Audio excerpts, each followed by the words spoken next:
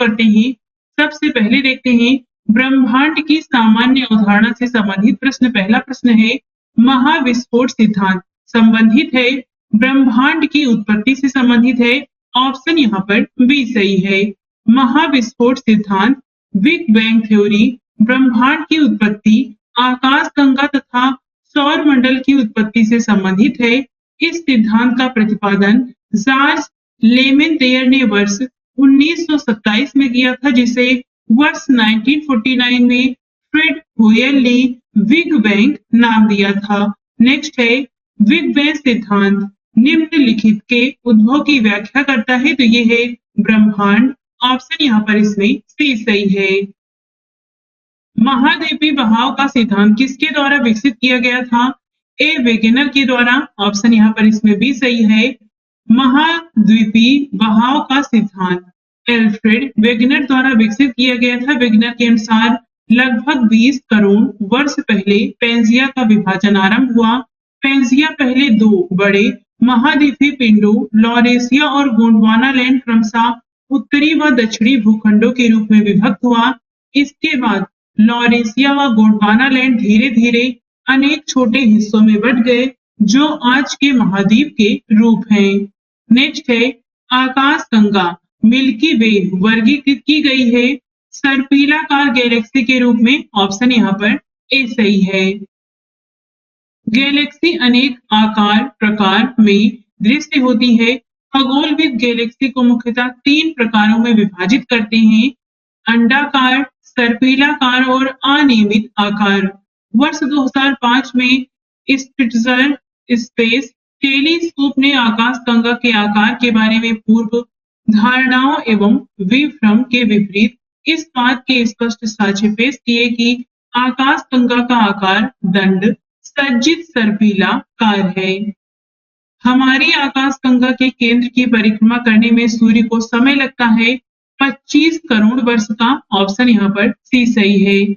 Galactic केंद्र से लगभग 7.9 के केपीसी या 25.896 हजार प्रकाश वर्ष की औसत दूरी तथा लगभग 720,000 किलोमीटर प्रति घंटा औसत गति के कारण सूर्य को एक परिक्रमा करने में लगभग 22.5 से 25 करोड़ वर्ष लगभग 23 करोड़ वर्ष लगते हैं।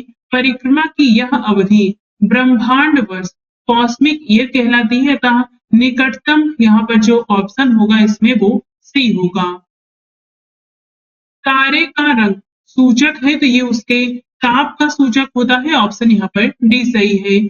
तारे का रंग उनके ताप का सूचक होता है। विभिन्न रंग के तारों का ताप निम्न प्रकार से है, तो यहाँ पर नीला, तो ये 50,000 से 28,000 के, नीला श्वेत का 28,000 के से 10,000 के, श्वेत का होता है 10,000 के से 7,500 के, और श्वेत पीत का होता है 7,500 से 6,000 के, पीत का होता है 6,000 से लेकर 4,009, ये केल्विन में दिया गया है।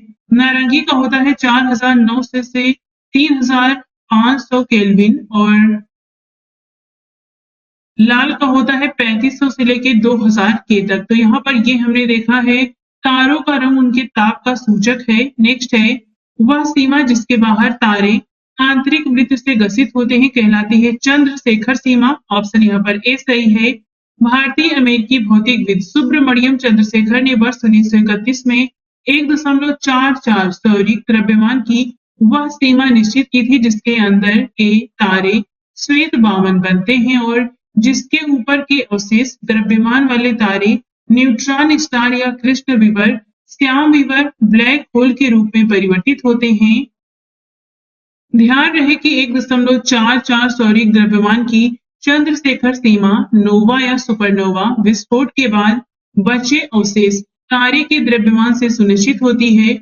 यह पूर्णतः निश्चित नहीं है कि विकास की मुख्य अवस्था का किस आकार का तारा विस्फोट के पश्चात 1.44 सौरिक द्रव्यमान की सीमा के अंदर अवशेष के रूप में बचता है, किंतु ऐसा माना जाता है कि सूर्य के 8 गुने आकार तक के तारे में विस्फोट के पश्चात लगभग 1.44 सौरिक द्रव्यमान के बराबर अवशेष बचता है और इससे बड़े तारों का अवशेष 1.44 द्रव्यमान से अधिक होता है। इन्हीं तारों के ब्लैक होल बनने की संभावना होती है। ब्लैक होल का उच्च गुरुत्वाकर्षण तारे के संपूर्ण अवशेष को अपने अंदर समा लेता है, यहाँ तक कि इसके पास से गुजरने वाली कोई भी वस्तु इसके गुरुत्वाकर्षण से नहीं बच सकती है। श्याम विवर होता है तो सिमट गया तारा, ऑप्शन यहाँ पर डी सही है। तारे के कारण घटित आकाशीय परिघटना कौन है, तो ये है कृष्ण विवर, ऑप्शन बी सही है। कृष्ण छिद्र सिद्धांत को प्रतिपादित किया था एस चंद्रशेखर ने किया था, सही ऑप्शन यहाँ पर सी सही होगा। दिए गए विकल्पों में से एस चंद्रशेखर ने कृष्ण छिद्र सिद्धांत या ब्लैक होल की जानकारी सर्वप्रथम दी थी। ब्लैक होल की जानकारी सर्वप्रथम दिया था एस चंद्रशेखर ने, ऑप्शन सी सही है। यहाँ पर कथन कारण दिया गया है जिसमें कथन है कृष्ण छिद्र ब्लैक होल एक ऐसा खगोलीय अस्तित्व है जिसे दूरबीन से देखा नहीं जा सकता, क्योंकि कृष्ण छिद्र पर गुरुत्वीय क्षेत्र इतना प्रबल होता है कि यह प्रकाश को भी बच निकलने नहीं देता। तो यहाँ पर ए और आर दोनों सही है, आर ए की सही व्याख्या भी करता है, सही ऑप्शन इसमें ए होगा। प्रश्नगत कथन एवं कारण दोनों ही सही हैं और कारण कथन की सही व्याख्या है कृष्ण छिद्र को दूरबीन से प्रत्यक्षता देख पाना संभव नहीं है, क्योंकि अत्यधिक उच्च घनत्व होने के कारण इसका प्रबल गुरुत्वीय क्षेत्र किसी भी प्रकार के विकिरण को, यहाँ तक कि प्रकाश किरणों को भी निकलने नहीं देता है। अंतरिक्ष दूरबीनों द्वारा ब्लैक होल की उपस्थिति का पता उसके आसपास के पिंडों, तारों एवं गैसों के व्यवहार विद्युत चुंबकीय क्षेत्र के द्वारा लगाया जाता है। ब्लैक होल अंतरिक्ष में एक पिंड है जो किसी भी प्रकार के विकिरण को बाहर नहीं आने देता, यह गुण का कारण है इसका बहुत उच्च घनत्व, ऑप्शन यहाँ पर सी सही है। सुपरनोवा है तो ये एक मृत प्राय तारा है, ऑप्शन यहाँ पर डी सही है।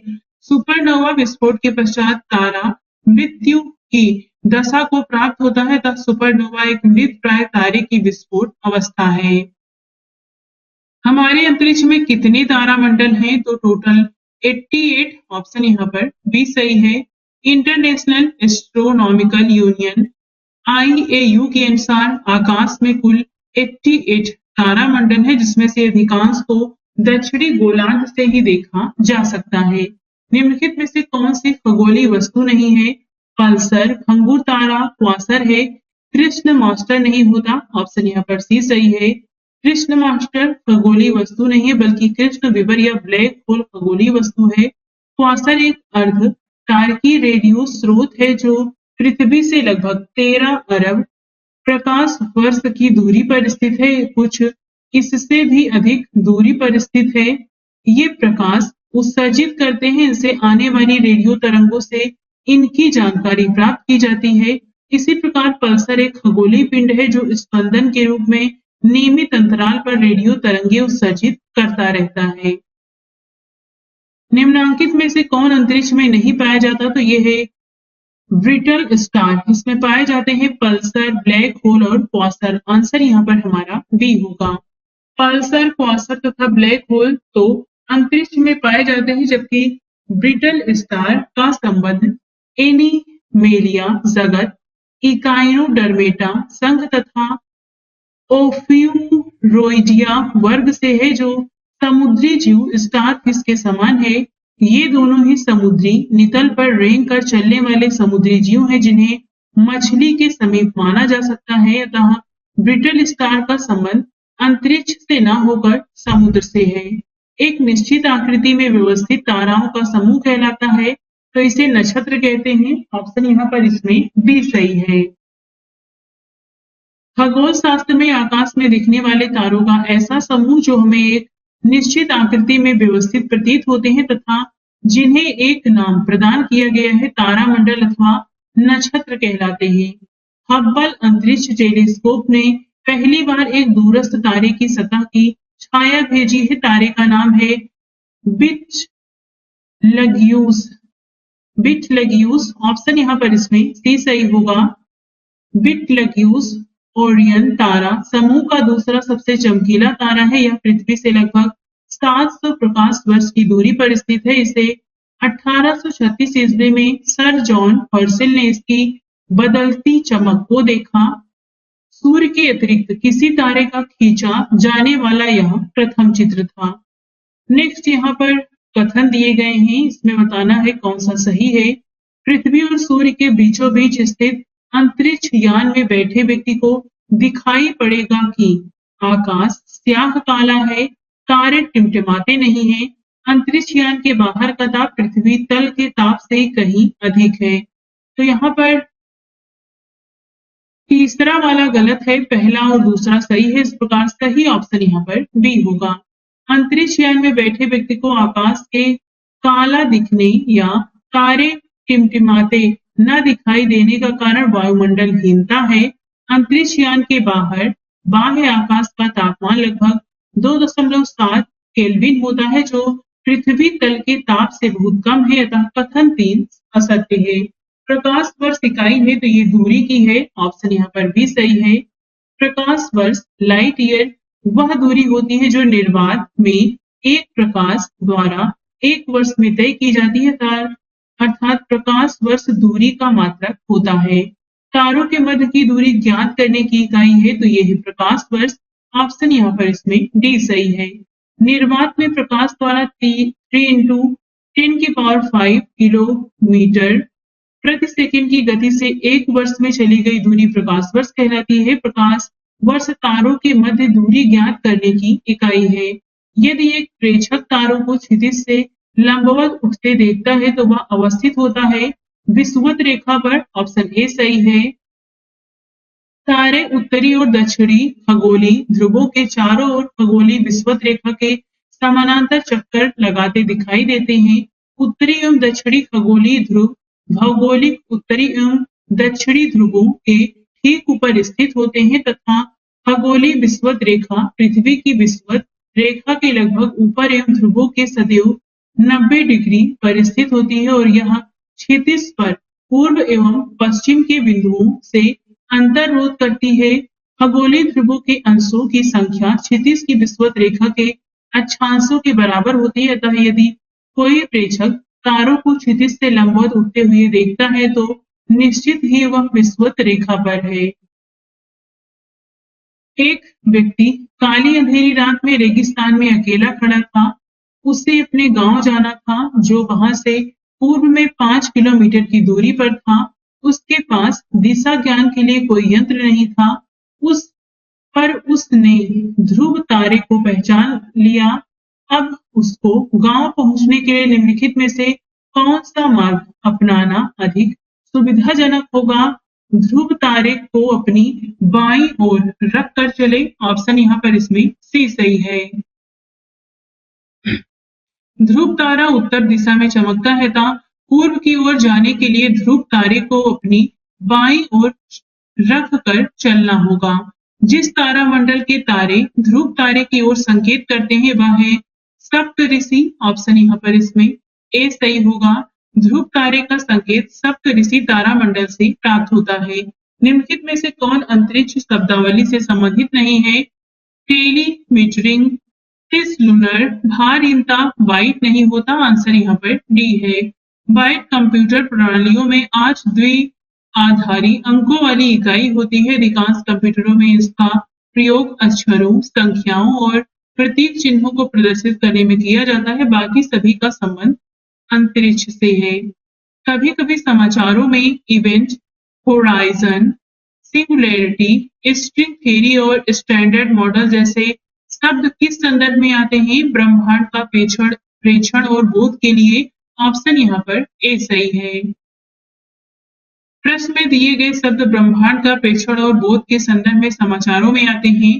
पहला है इवेंट होराइजन। यह एक ऐसी सीमा बाउंड्री है जो अंतरिक्ष में ब्लैक होल के चारों ओर के क्षेत्र को परिभाषित करती है। सीमा के अंदर किसी भी घटना का प्रेक्षण संभव नहीं है। नेक्स्ट है सिंगुलैरिटी। यह अंतरिक्ष काल स्पेस टाइम में एक ऐसा स्थल है जहां किसी खगोलीय पिंड का गुरुत्वाकर्षण क्षेत्र अनंत हो जाता है। नेक्स्ट है स्ट्रिंग थ्योरी। इसमें सभी पदार्थों एवं बलों को एकल सैद्धांतिक रूपरेखा में सम्मिलित कर ब्रह्मांड के मूल स्तर की व्याख्या कणों के स्थान पर कंपायमान स्ट्रिंग के पदों में की जाती है। नेक्स्ट है स्टैंडर्ड मॉडल।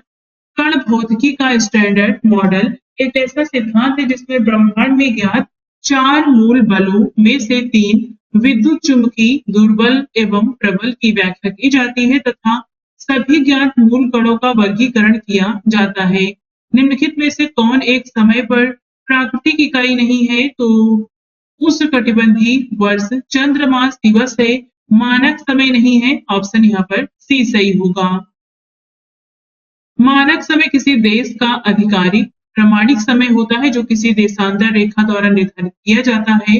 कम देशांतरी विस्तार वाले देशों में सामान्यतः एक प्रामाणिक मानक समय रेखा का निर्धारण किया जाता है, जबकि अधिक देशांतरी विस्तार वाले देशों में एक से अधिक मानक समय रेखा का निर्धारण किया जाता है।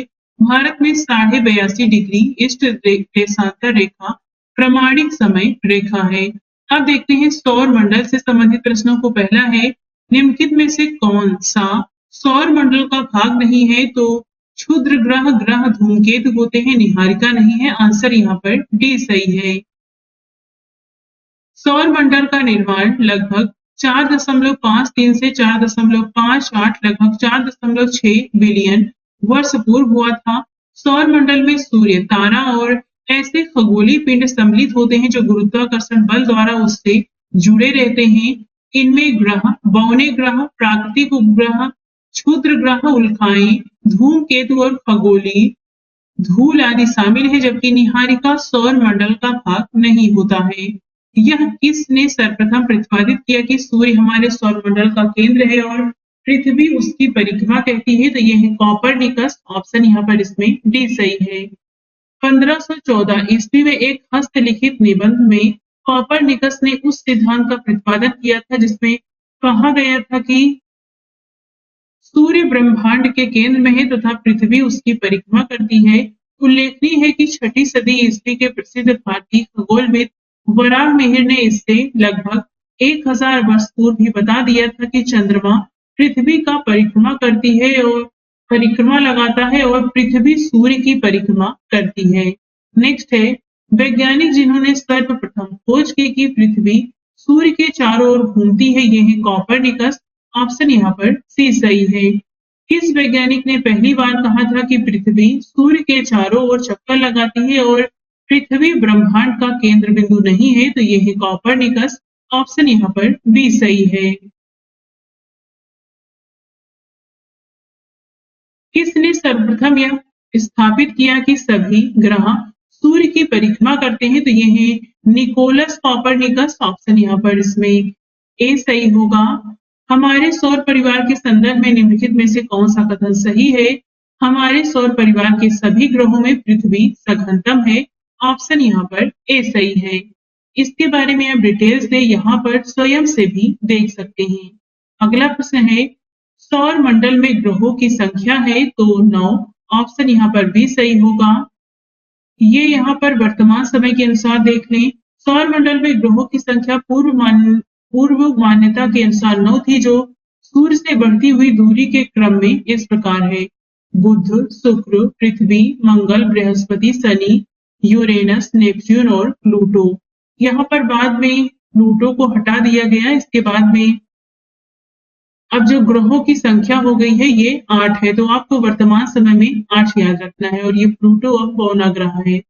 नेक्स्ट है, सूर्य से दूरी के क्रम में निम्नलिखित में से कौन से 2 ग्रह मंगल और यूरेनस के बीच हैं? तो ये बृहस्पति और शनि है। ऑप्शन यहाँ पर भी सही है।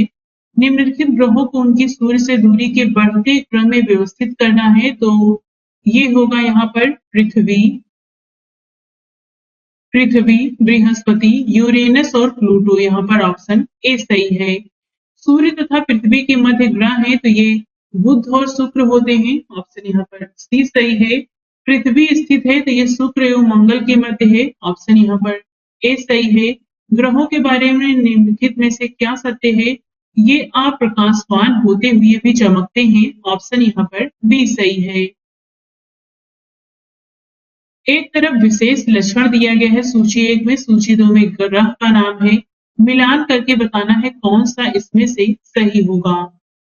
तो सौर मंडल का सबसे छोटा ग्रह है तो ये होता है, यहाँ पे अगर हम देखें तो प्लूटो है, जो कि ये पुराना प्रश्न है, प्लूटो को हटा दिया गया है लेकिन यहाँ प्लूटो होगा। सौर मंडल का सबसे बड़ा ग्रह है तो ये होगा बृहस्पति। सौर मंडल में सूर्य से दूसरे स्थान पर ग्रह है तो ये है शुक्र, और सूर्य से निकटतम ग्रह है बुध। इस प्रकार सही ऑप्शन यहाँ पर डी सही है।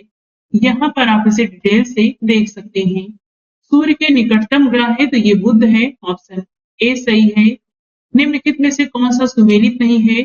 सौर मंडल का सबसे बड़ा ग्रह बृहस्पति, सौर मंडल का सबसे छोटा ग्रह बुध, सौर मंडल का सर्वाधिक चमकीला चमकीला ग्रह शुक्र है, और सौर मंडल का मंदतम गति वाला ग्रह मंगल नहीं है। जो डी वाला है ये गलत होगा इसमें। सौर मंडल में कुल 8 ग्रह है जिसमें सबसे छोटा बुध है, जबकि सबसे बड़ा बृहस्पति है। शुक्र सर्वाधिक चमकीला ग्रह है, वरुण सबसे दूर स्थित है, इसकी परिक्रमण गति भी सबसे कम है। यह सूर्य की परिक्रमा करने में सर्वाधिक समय लगाता है। निम्नलिखित को आकार के अनुसार घटते क्रम में बताना है, तो यहाँ पर सबसे पहले आएगा बृहस्पति, इसके बाद शनि, इसके बाद अरुण और इसके बाद आएगा पृथ्वी। तो इस प्रकार से सही ऑप्शन यहाँ पर सी सही होगा। हाइड्रोजन, हीलियम तथा मीथेन प्रमुख गैसें हैं जो विद्यमान होती हैं, तो ये नीचे देख लेते हैं। हाइड्रोजन, हीलियम और मीथेन तीनों गैसों की उपस्थिति बृहस्पति, शनि, यूरेनस और नेपच्यून पर पाई जाती है। यद्यपि बृहस्पति एवं शनि के वातावरण में मीथेन की गौण मात्रा है, प्लूटो पर मीथेन तो है परंतु हाइड्रोजन और हीलियम नहीं है। मंगल पर CO2, N2 तथा आर्गन है। शुक्र पर CO2 तथा N2 उपस्थित है, अतः इस प्रश्न का कोई भी विकल्प यहाँ पर सही नहीं होगा। निम्नलिखित में से कौन सा ग्रह सौर मंडल का नहीं है? तो ये है फ्लोरिडा, ऑप्शन यहाँ पर बी सही है। गोल्डीलॉक्स जोन शब्द निम्नलिखित में से किसके संदर्भ में अक्सर समाचारों में देखा जाता है? तो बाह्य अंतरिक्ष में पृथ्वी जैसे ग्रहों की खोज के लिए, ऑप्शन यहाँ पर इसमें सी सही होगा। सूची 1 का सूची 2 से मिलान करना है, बताना है कौन सा सही है, तो यहाँ पर ऑप्शन ए सही होगा। ये हम नीचे देख लेते हैं। यूरेनस ग्रह है, चंद्रमा उपग्रह है, हेली पुच्छल तारा है, और मेराइनर ये एक कृत्रिम उपग्रह है। सौर मंडल का प्रधान आकाशीय पिंड कौन सा है? तो ये होता है सूर्य, ऑप्शन यहाँ पर डी सही है। अब देखते हैं सूर्य से संबंधित प्रश्नों को। पहला है सूर्य के केंद्र में उपस्थित पदार्थ होते हैं, तो ये हम नीचे देख लेते हैं। सूर्य के केंद्र में अत्यधिक उच्च तापमान के कारण उपस्थित सभी पदार्थ गैस और प्लाज्मा के रूप में मिलते हैं। उल्लेखनीय है कि प्लाज्मा ठोस, द्रव एवं गैस के अतिरिक्त चौथी अवस्था है, तो यहाँ पर आप इसे देख सकते हैं। सूर्य की ऊर्जा उत्पन्न होती है नाभिकीय संलयन के द्वारा, ऑप्शन बी सही है। हीरक वलय एक दृश्य है जिसे देखा जा सकता है केवल पूर्णतया पथ चिन्ह के परिधीय क्षेत्रों पर, ऑप्शन यहाँ पर इसमें सी सही है। सूर्य ग्रहण कब होता है? तो प्रतिपदा न्यू मून डे को, ऑप्शन यहाँ पर बी सही है। प्रत्येक सूर्य ग्रहण घटित होता है तो ये होता है केवल अमावस्या को, ऑप्शन यहाँ पर इसमें बी सही होगा। सूर्य ग्रहण कब होता है? जब चंद्रमा जब सूर्य व पृथ्वी के बीच आता है, ऑप्शन यहाँ पर सी सही है। खग्रास पूर्ण सूर्य ग्रहण केवल सीमित भूक्षेत्र में ही दिखाई देता है, क्योंकि पृथ्वी के अनुप्रस्थ परिच्छेद की तुलना में पृथ्वी पर पड़ने वाली चंद्रमा की छाया का आकार छोटा होता है, ऑप्शन यहाँ पर ए सही है। सूर्य का प्रभामंडल हैलो प्रकाश के अपवर्तन से उत्पन्न होता है पच्छाद मेघों के हिम स्फटिकों में, ऑप्शन यहाँ पर इसमें सी सही है। एक खगोलीय एकक औसत दूरी है पृथ्वी और सूर्य के बीच की, ऑप्शन यहाँ पर ए सही होगा। सूर्य और पृथ्वी के बीच औसत दूरी कितनी है? तो 150 × 10⁶ किलोमीटर, ऑप्शन यहाँ पर डी सही है। सूर्य से पृथ्वी कितनी दूरी पर है? 149.6 मिलियन किलोमीटर, ऑप्शन यहाँ पर डी सही है।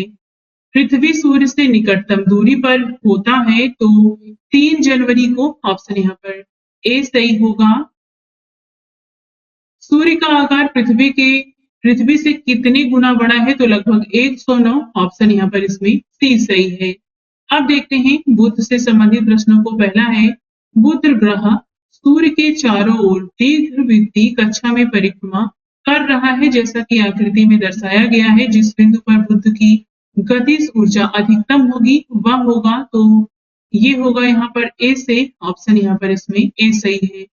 कोई ग्रह सूर्य के जितना निकट आता है उसकी वेग और गति उतनी ही बढ़ जाती है, अतः ए बिंदु पर सूर्य की गतिज ऊर्जा अधिकतम होगी, क्योंकि यहाँ पर ये सूरज है। निम्नलिखित में से कौन सा ग्रह सबसे कम समय में सूर्य का चक्कर लगाता है, तो ये है बुध, ऑप्शन यहाँ पर बी सही है। निम्नलिखित ग्रह युग्मों में से कौन बिना उपग्रह के है, तो ये बुध और शुक्र हैं, ऑप्शन यहाँ पर डी सही होगा। निम्नलिखित कथनों पर विचार करके बताना है कौन सा कथन सही है। किसी पिंड का एल्बिडो परावर्तित प्रकाश में देखने पर उसकी चाक्षुष द्युति निर्धारित करता है। बुध का एल्बिडो पृथ्वी के एल्बिडो से बहुत अधिक है, तो इसमें केवल पहला वाला सही है, दूसरा गलत है, ऑप्शन यहाँ पर ए सही होगा। अब देखते हैं शुक्र से संबंधित प्रश्नों को। पहला है, सौर मंडल का सर्वाधिक गर्म ग्रह है, तो ये है शुक्र, ऑप्शन यहाँ पर बी सही है। इवनिंग स्टार किस ग्रह को कहा जाता है, शुक्र को, ऑप्शन यहाँ पर सी सही होगा। निम्नलिखित में से किस एक को भोर का तारा के नाम से जाना जाता है, तो ये है शुक्र, ऑप्शन यहाँ पर इसमें बी सही है। कथन कारण है, जिसमें कथन है, शुक्र वीनस ग्रह पर मानव जीवन का होना अत्यधिक असंभाव्य है, क्योंकि शुक्र ग्रह के वायुमंडल में कार्बन डाइऑक्साइड का अत्यधिक उच्च स्तर होता है। तो यहाँ पर ए और आर दोनों सही है, आर ए की सही व्याख्या भी करता है, ऑप्शन यहाँ पर इसमें ए सही होगा। डिटेल से आप यहाँ इसे देख सकते हैं। पृथ्वी की जुड़वा बहन कहे जाने वाला ग्रह का नाम है, तो ये होता है शुक्र, ऑप्शन यहाँ पर बी सही है। मैगलन अंतरिक्ष यान किस ग्रह हेतु भेजा गया था, तो ये शुक्र के लिए, ऑप्शन यहाँ पर इसमें डी सही है। अब देखते हैं पृथ्वी से संबंधित प्रश्नों को। पहला है, निम्नलिखित में से किसने सबसे पहले यह कहा था कि पृथ्वी गोलाकार है, तो ये है अरस्तु, ऑप्शन यहाँ पर इसमें ए सही है। एक जीवधारी के रूप में पृथ्वी का वैज्ञानिक नाम है ग्रीन प्लैनेट, ऑप्शन यहाँ पर सी सही है। पृथ्वी का व्यास होता है 12,800 किलोमीटर, ऑप्शन यहाँ पर सी सही होगा। कथन कारण है, जिसमें कथन है, पृथ्वी पर एक स्थान से बढ़ते हुए अक्षांश वाले दूसरे स्थान पर किसी वस्तु का वजन घटता है, क्योंकि पृथ्वी एक परिशुद्ध गोला नहीं है, तो यहाँ पर ए गलत है परंतु आर सही है, ऑप्शन यहाँ पर इसमें डी सही होगा। डिटेल से आप यहाँ इसे देख सकते हैं। पृथ्वी के तरल अभियंतर से भिन्न चंद्रमा का अभियंतर है ठोस, ऑप्शन यहाँ पर डी सही है। भूपर्पटी में बहुतायत से पाया जाने वाला रासायनिक तत्व है ऑक्सीजन, ऑप्शन यहाँ पर ए सही है। पृथ्वी पर तक पहुंचने के लिए सूर्य से चला प्रकाश समय लेता है लगभग 8 मिनट का, ऑप्शन यहाँ पर सी सही होगा। सूर्य का प्रकाश पृथ्वी पर पहुंचता है, तो इसमें ऑप्शन ई होगा 5 मिनट 19 सेकेंड में लगभग, तो ये 499 सेकेंड होता है, ऑप्शन यहाँ पर इसमें ई होगा। निम्नलिखित में से कौन सा एक तारा पृथ्वी के सर्वाधिक समीप है, तो ये है सूर्य, ऑप्शन यहाँ पर सी सही है। निम्नलिखित में से कौन सा ग्रह पृथ्वी से निकटतम है, तो ये है मंगल, ऑप्शन यहाँ पर बी सही होगा। पृथ्वी के सबसे नजदीक का ग्रह है, तो ये है इसमें से शुक्र, ऑप्शन यहाँ पर ए सही है। पृथ्वी को सूर्य की परिक्रमा करने में लगते हैं लगभग 365.25 दिन, ऑप्शन यहाँ पर इसमें बी सही होगा। अपने परिक्रमा पथ में पृथ्वी लगभग किस माध्य वेग से सूर्य का चक्कर लगाती है, तो 30 किलोमीटर प्रति सेकेंड, ऑप्शन यहाँ पर बी सही है। पृथ्वी परिभ्रमण करती हुई प्रति मिनट करीब करीब कितनी दूरी तय कर लेती है, तो ये नीचे देख लेते हैं। पृथ्वी की विषुवत रेखा की परिधि लगभग 40,090.28 किलोमीटर है। इस दूरी को पृथ्वी अपनी धुरी पर 24 घंटे में तय कर लेती है, अर्थात पृथ्वी की अपनी धुरी पर परिभ्रमण गति 40,090.28 किलोमीटर प्रति 24 घंटा लगभग 1670 किलोमीटर प्रति घंटा है। इस आधार पर प्रति मिनट पृथ्वी की गति 1670 किलोमीटर प्रति 60 मिनट बराबर 27.8 किलोमीटर प्रति मिनट होगी। किसी भी विकल्प में अभीष्ट उत्तर यहाँ नहीं दिया गया। पृथ्वी की भूमध्य रेखीय परिधि है लगभग 40,000 किलोमीटर, ऑप्शन यहाँ पर बी सही है। पृथ्वी की परिक्रमण धुरी ध्रुवीय धुरी सदा झुकी होती है दीर्घवृत्तीय धुरी से 23.5 डिग्री पर, ऑप्शन यहाँ पर डी सही है। यहाँ पे 3 कथन दिए गए हैं, बताना है कौन सा कथन इसमें से सही है। पृथ्वी के चुंबकीय क्षेत्र की अक्ष पृथ्वी की भौगोलिक अक्ष पर 23.5 डिग्री आनत है। उत्तरी गोलार्ध में पृथ्वी का चुंबकीय ध्रुव उत्तरी कनाडा में एक प्रायद्वीप में है।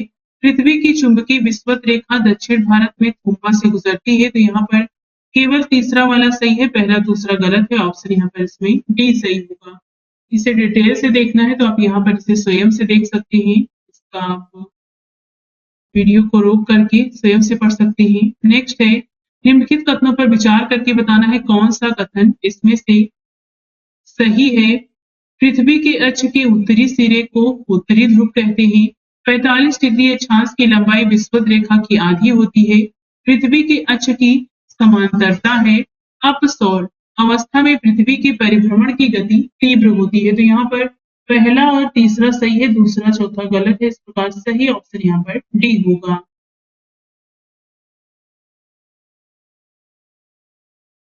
दिन रात जिस कारण होते हैं वह है भू परिभ्रमण, ऑप्शन यहाँ पर बी सही है। जब दिन और रात की अवधि बराबर होती है तो सूर्य की किरणें सीधी पड़ती हैं भूमध्य रेखा पर, ऑप्शन यहाँ पर बी सही है। और ये होता है 21 मार्च और 23 सितंबर को। मौसम परिवर्तन पृथ्वी की गति की किस विशेषता से होता है? तो सूर्य के चारों ओर परिक्रमा और धुरी पर 23.5 डिग्री अंश के झुकाव के कारण ऊपर बताए गए ए और बी का सम्मिलन, ऑप्शन यहाँ पर सी सही है। मौसम बदलने का क्या कारण है? पृथ्वी का सूर्य के चारों ओर चक्कर लगाना व अपनी अक्ष पर झुका होना, ऑप्शन यहाँ पर सी सही है। पृथ्वी के पृष्ठ पर किसी विशेष बिंदु पर विचार कीजिए, उदाहरण दिल्ली शहर दिन में, उदाहरण दोपहर 12 बजे, वहां का तापमान सर्दियों की अपेक्षा गर्मियों में सामान्यतः अधिक होगा क्योंकि पृथ्वी पर गिरने वाली सूर्य की किरणें सर्दी में पृथ्वी के पृष्ठ की दिशा में अधिक झुकी होती हैं, ऑप्शन यहाँ पर बी सही है। डिटेल से आप यहाँ पर इसे देख सकते हैं।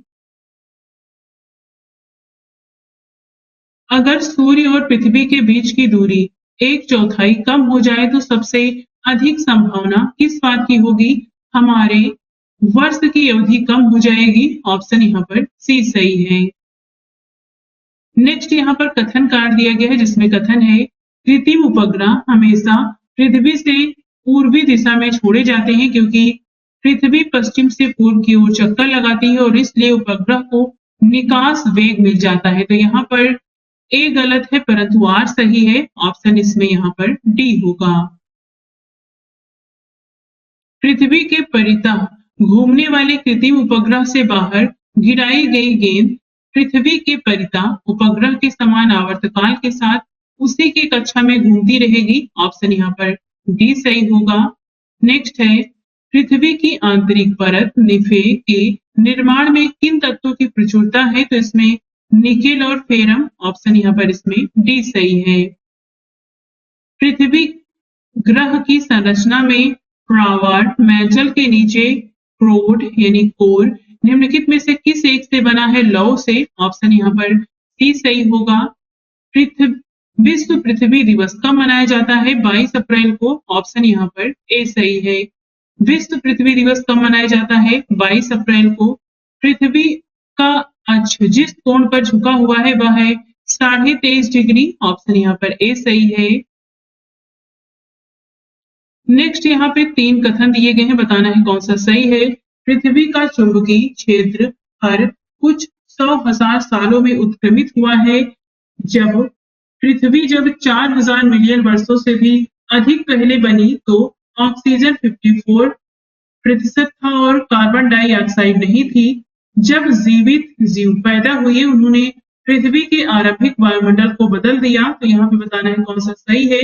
तो दूसरा वाला गलत है, बाकी दोनों सही हैं, ऑप्शन यहाँ पर सी सही है। इनमें से किसने पहली बार यह व्याख्या की थी कि पृथ्वी के अपनी धुरी पर घूमने के कारण प्रतिदिन सूर्योदय एवं सूर्यास्त होता है? तो ये है आर्यभट्ट। ऑप्शन यहाँ पर ए सही है। अब देखते हैं मंगल ग्रह से संबंधित प्रश्नों को। पहला है, एक ग्रह के दिन का मान और उसके अक्ष का झुकाव लगभग पृथ्वी के दिन के मान और झुकाव के समतुल्य है, सही है मंगल के विषय में? ऑप्शन यहाँ पर डी सही है। आप यहाँ पर इसे तुलनात्मक रूप से भी देख सकते हैं। कथन कार्ड है जिसमें कथन है, पृथ्वी द्वारा सूर्य की परिक्रमा की समयावधि की तुलना में मंगल ग्रह द्वारा सूर्य की परिक्रमा की समयावधि कम है, क्योंकि मंगल ग्रह का व्यास पृथ्वी के व्यास की तुलना में कम है। यहाँ पर ए गलत है परंतु आर सही है। ऑप्शन यहाँ पर इसमें डी सही होगा। यहाँ पर इसे डिटेल से देख सकते हैं। नेक्स्ट है, मंगल पर जीवन की उपस्थिति के लिए निम्नलिखित में से कौन सी एक अवस्था सबसे सुसंगत है? बर्फ छत्रकों और हिम शीतित जल की उपस्थिति। ऑप्शन यहाँ पर इसमें सी सही होगा। किसमें पृथ्वी के अलावा अन्य जीवन की संभावना है, क्योंकि वहां का पर्यावरण जीवन के लिए बहुत अनुकूल है? तो ये है मंगल और यूरोपा बृहस्पति का चंद्रमा है। ये बी और सी यहाँ पर दोनों होगा। अगला प्रश्न है, फिनिक्स मार्स लैंडर मंगल ग्रह की सतह पर किस तिथि को उतरा था? 26 मई 2008 को। ऑप्शन यहाँ पर इसमें डी सही है। अब देखते हैं बृहस्पति से संबंधित प्रश्नों को। पहला है, बृहस्पति ग्रह के चंद्रमाओं की खोज निम्न में से किस एक वैज्ञानिक ने किया था? तो ये गैलीलियो है। ऑप्शन बी सही है। सौर मंडल में सबसे बड़ा ग्रह कौन सा है? तो बृहस्पति। ऑप्शन ए सही है। सबसे भारी ग्रह कौन सा है? बृहस्पति। ऑप्शन यहाँ पर ए सही है। सूर्य के गिर्द एक परिक्रमा के लिए निम्नलिखित में से कौन सा एक ग्रह अधिकतम समय लेता है? तो ये है बृहस्पति। ऑप्शन बी सही है। यहाँ पे आप ग्रहों और उनके जो दिन है ये देख सकते हैं, कितने दिन में कौन से ग्रह चक्कर लगाते हैं। बृहस्पति का वलय बना होता है सिलिकेटों का बना हुआ। ऑप्शन यहाँ पर इसमें ए सही है। निम्नलिखित में से कौन से ग्रह के सर्वाधिक प्राकृतिक उपग्रह अथवा चंद्र है? तो ये है शनि। ऑप्शन यहाँ पर सी सही है। वर्तमान में शनि के सर्वाधिक 146 प्राकृतिक उपग्रह अथवा चंद्र हैं। ज्ञातव्य है कि प्रश्नकाल में सर्वाधिक उपग्रह, यहाँ पे आपको वर्तमान का ध्यान रखना है। तो वर्तमान में शनि के 146 उपग्रह हैं। अब देखते हैं शनि के बारे में। शनि सूर्य के चारों ओर एक चक्कर लगाने में समय लेता है 29.5 वर्ष का। ऑप्शन यहाँ पर सी सही होगा। किस ग्रह के चारों ओर वलय है? तो ये है शनि। ऑप्शन यहाँ पर ए सही है। शनि के अतिरिक्त बृहस्पति, अरुण, वरुण, नेपच्यून में भी वलय के संकेत प्राप्त हुए हैं। अपनी यात्रा के 7 वर्षों के बाद अंतरिक्ष यान कैसनी ने जून 2004 में निम्नलिखित में से किस ग्रह का चक्कर लगाना आरंभ किया था? तो ये है शनि। ऑप्शन यहाँ पर डी सही है। शनि ग्रह है तो ये नेपच्यून से गर्म है। ऑप्शन यहाँ पर इसमें सी सही होगा। टाइटन सबसे बड़ा चंद्रमा या उपग्रह है? तो ये है शनि का। ऑप्शन यहाँ पर डी सही है। अरुण, वरुण एवं प्लूटो से संबंधित प्रश्नों को देखते हैं। पहला है, सौर मंडल से संबंधित निम्नलिखित कथनों में से कौन सा कथन सही है? बुध ग्रह सौर मंडल का सबसे गर्म ग्रह है। शनि का उपग्रह गैनीमेड सौर मंडल का सबसे बड़ा उपग्रह है। नेपच्यून उपशून्य तापमान वाले मीथेन गैस के वलयों से घिरा रहता है। फोबोस एवं डाइमस मंगल के 2 उपग्रह है। तो यहाँ पे आपको सही कथन बताना है, तो इसमें तीसरा सही है और चौथा सही है। इस प्रकार ऑप्शन यहाँ पर सी होगा। डिटेल से यहाँ इसे देख सकते हैं आप। यूरेनस सूर्य के चारों ओर एक परिक्रमा में लेता है 84 वर्ष। ऑप्शन यहाँ पर ए सही है। वर्ष दीर्घतम होता है तो प्लूटो पर। ऑप्शन यहाँ पर ए सही है। सूर्य की परिक्रमा में कौन सा ग्रह सर्वाधिक समय लेता है? तो ये है प्लूटो। ऑप्शन यहाँ पर डी सही है। यहाँ पे आप बाकी ग्रहों का वर्ष देख सकते हैं। इंटरनेशनल एस्ट्रोनॉमिकल यूनियन द्वारा वर्ष 2006 में दी गई एक नई परिभाषा के अनुसार निम्नलिखित में से कौन सा ग्रह नहीं है? तो ये होगा प्लूटो। ऑप्शन सी सही है। अब वर्तमान में ग्रहों की संख्या 8 है। सौर परिवार का सबसे छोटा ग्रह कौन सा है? तो ये होता है, उस समय प्लूटो था, अब इसे हटा दिया गया है, तो इसके बाद अब जो आंसर होगा वो डी बुध होगा। सौरमंडल का सबसे बड़ा, सबसे ठंडा ग्रह है, तो ये होता है नेपच्यून। ऑप्शन यहाँ पर ए सही है। कौन सा ग्रह सौर जगत का सबसे दूर का ग्रह है? तो ये कभी वरुण कभी यम। ऑप्शन यहाँ पर सी सही है। यद्यपि सामान्यतः प्लूटो सबसे दूरस्थ ग्रह है, पर उसका परिभ्रमण पथ बहुत ही दीर्घवृत्तीय है, जो किसी अन्य ग्रह के पथ को काटता है। परिणामतः 1979 से आरंभ हुई 20 वर्ष की अवधि में प्लूटो सबसे दूरस्थ नहीं है, तो कौन सबसे दूरस्थ है? तो ये होगा नेपच्यून। ऑप्शन यहाँ पर डी सही है। निक्स एवं हाइड्रा चंद्रमा है, तो ये प्लूटो के हैं। ऑप्शन यहाँ पर ए सही है। अब देखते हैं चंद्रमा के बारे में। मानव ने चंद्रमा पर पहला कदम कब रखा था? तो 1969 में रखा। ऑप्शन यहाँ पर डी सही होगा। सी ऑफ ट्रॉन्क्विलिटी कहाँ पर है? तो ये चंद्रमा पर है। ऑप्शन यहाँ पर डी सही होगा। कथन कारण है, जिसमें कथन है चांद का सदैव एक अभिन्न फलक ही पृथ्वी की ओर अभिमुख होता है, क्योंकि चांद अपने अक्ष पर 23.5 डिग्री दिवस में घूर्णन पूरा करता है, जो लगभग उतनी ही अवधि है जिसमें वह सूर्य की परिक्रमा पूरी करता है। तो यहाँ पर बताना है कौन सा सही है, तो ए सही है, परंतु आर गलत है। ऑप्शन यहाँ पर इसमें सी सही होगा। डिटेल से आप यहाँ इसे देख सकते हैं। अगला प्रश्न है कथन कारण है, जिसमें कथन है पृथ्वी पर से चंद्रमा के पृष्ठ का केवल एक ही फलक दिखाई देता है, क्योंकि अपने अक्ष पर चंद्रमा के घूर्णन का काल उसके पृथ्वी के चारों ओर घूमने के काल के बराबर होता है। तो यहाँ पर ए और आर दोनों सही है। आर ए की सही व्याख्या भी करता है। ऑप्शन यहाँ पर ए सही होगा। चंद्रमा के धरातल पर दो व्यक्ति एक दूसरे की बात नहीं सुन सकते, क्योंकि चंद्रमा पर वायुमंडल नहीं है। ऑप्शन यहाँ पर बी सही है। चंद्र ग्रहण कब होता है? जब पृथ्वी सूर्य और चंद्रमा के बीच आ जाती है। ऑप्शन यहाँ पर बी सही है। चंद्र ग्रहण होता है जब पृथ्वी चंद्रमा व सूर्य के बीच में आ जाता है। ऑप्शन यहाँ पर बी सही है। कौन सी परिस्थिति में चंद्र ग्रहण होता है? पूर्ण चंद्र को। ऑप्शन यहाँ पर सी सही है। 22 दिसंबर 1999 को पूर्णिमा के चंद्रमा के सामान्य से अधिक चमकदार होने के लिए प्रमुख उत्तरदायी कारण था, तो ये उस समय का प्रश्न था। 22 दिसंबर 1999 को चंद्रमा उपभू एवं पूर्ण चंद्र फुल मून की स्थिति में था, अर्थात इस दिन चंद्रमा के पृथ्वी की सबसे निकटतम दूरी पर रहने के कारण ही यह सर्वाधिक चमकदार दिखा। 14 नवंबर 2016 को पुनः पूर्ण उपभू की स्थिति बनी थी, जिसमें चंद्रमा 60 वर्षों में सर्वाधिक बड़ा एवं चमकदार दिखाई पड़ा था। इस स्थिति को आम बोलचाल की भाषा में सुपर मून भी कहते हैं। जब अर्धचंद्र होता है तो सूर्य, पृथ्वी तथा चंद्र के बीच का कोण होता है 90 डिग्री। ऑप्शन यहाँ पर बी सही है।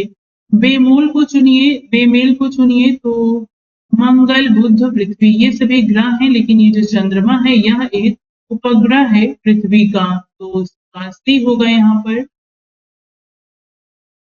निम्न में से कौन सा ग्रह नहीं है? तो चंद्रमा, यह एक उपग्रह है। ऑप्शन ए सही है। सुमेलित करके बताना है कौन सा यहाँ पर सही है। तो इसमें से ग्रह है यूरेनस, उपग्रह है चंद्रमा, उच्छल तारा है हेली और कृत्रिम उपग्रह है मेरिनर। इस प्रकार सही ऑप्शन यहाँ पर ए सही होगा। यहाँ आप इसे डिटेल से देख सकते हैं। ब्लू मून परिघटना होती है जब एक ही माह में दो पूर्णिमा हो। ऑप्शन यहाँ पर ए सही है। जब किसी वस्तु को पृथ्वी से चंद्रमा पर ले जाया जाता है तो वह पूर्ण रूप से भार रहित हो जाती है, उसका भार घट जाता है। यहाँ पर भी सही होगा, उसका भार घट जाता है। यहाँ आप इसे डिटेल से देख सकते हैं। 1/6 होता है। पृथ्वी, चंद्रमा की पृथ्वी से दूरी है 364,000 किलोमीटर। ऑप्शन यहाँ पर ए सही है। एक देश अपने सेलेनालॉजिकल तथा अभियांत्रिक अन्वेषक परीक्षणकर्ता को चंद्रमा की कक्षा में भेजकर एशिया का प्रथम देश हुआ है। यह यश प्राप्त करने वाला देश है जापान। ऑप्शन यहाँ पर ए सही है। अब देखते हैं क्षुद्र ग्रह के बारे में। मंगल और बृहस्पति की कक्षाओं के बीच सूर्य के चारों ओर परिक्रमा करने वाले सेल के छोटे टुकड़े के समूह को क्या कहते हैं? क्षुद्र ग्रह। ऑप्शन यहाँ पर डी सही होगा। यहाँ आप इसे डिटेल से देख सकते हैं। क्षुद्र ग्रह के विषय में निम्नलिखित कथनों पर विचार करके बताना है इनमें से कौन सा सही है। क्षुद्र ग्रह सूर्य की परिक्रमा करने वाले विभिन्न आकार की चट्टानी मलबे हैं। अधिकांश क्षुद्र ग्रह छोटे होते हैं किंतु कुछ का व्यास 1000 किलोमीटर तक बड़ा है। क्षुद्र ग्रह की कक्षा बृहस्पति और शनि की कक्षाओं के मध्य में स्थित है। यहाँ पर पहला और दूसरा सही है, तीसरा गलत है। ऑप्शन यहाँ पर इसमें सी सही है। सौर मंडल में क्षुद्र ग्रह एस्ट्रॉइड छोटे खगोलीय पिंड हैं। ये जिन ग्रहों के मध्य पाए जाते हैं वे हैं मंगल और बृहस्पति। ऑप्शन यहाँ पर बी सही है। क्षुद्र ग्रह तथा धूमकेतु के बीच क्या अंतर है, यहाँ पर ये बताना है। क्षुद्र ग्रह लघु चट्टानी ग्राहिकाएं प्लेनेटॉइड है, जबकि धूमकेतु हिमस्थित गैसों से निर्मित होते हैं जिन्हें चट्टानी और धातु पदार्थ आपस में बांधे रखते हैं। क्षुद्र ग्रह अधिकांशतः बृहस्पति और मंगल के परिक्रमा पथों के बीच पाए जाते हैं, जबकि धूमकेतु अधिकांशतः शुक्र और बुध के बीच पाए जाते हैं। तो दूसरा वाला तो गलत है। धूमकेतु गोचर दीप्तिमान उच्च दर्शाते हैं, जबकि क्षुद्र ग्रह यह नहीं दर्शाते। तो यहाँ पर पहला तीसरा गलत है, बी वाला पहला तीसरा सही है, बी वाला गलत है। इस प्रकार ऑप्शन यहाँ पर बी सही होगा। डिटेल से आप यहाँ इसे देख सकते हैं। अब हम देखते हैं धूमकेतु एवं उल्का के बारे में। धूमकेतु की पुच्छ सूर्य से परे दिष्ट होती है क्योंकि सूर्य द्वारा उत्सर्जित विकिरण धूमकेतु पर भय से दाब डालता है, जिससे उसकी पुच्छ सूर्य से दूर क्षिप्त हो जाती है। ऑप्शन यहाँ पर सी सही है। हिल बॉब किसका नाम है? तो ये पुच्छल तारे का है। ऑप्शन यहाँ पर ए सही होगा। शुमेकर लेवी 9 धूमकेतु किस ग्रह से टकराया था? बृहस्पति से। ऑप्शन सी सही है। उल्का है तो ये एक बाह्य अंतरिक्ष से पृथ्वी के वायुमंडल में प्रविष्ट हुए द्रव्यमान का अंश होता है। ऑप्शन यहाँ पर इसमें बी सही होगा।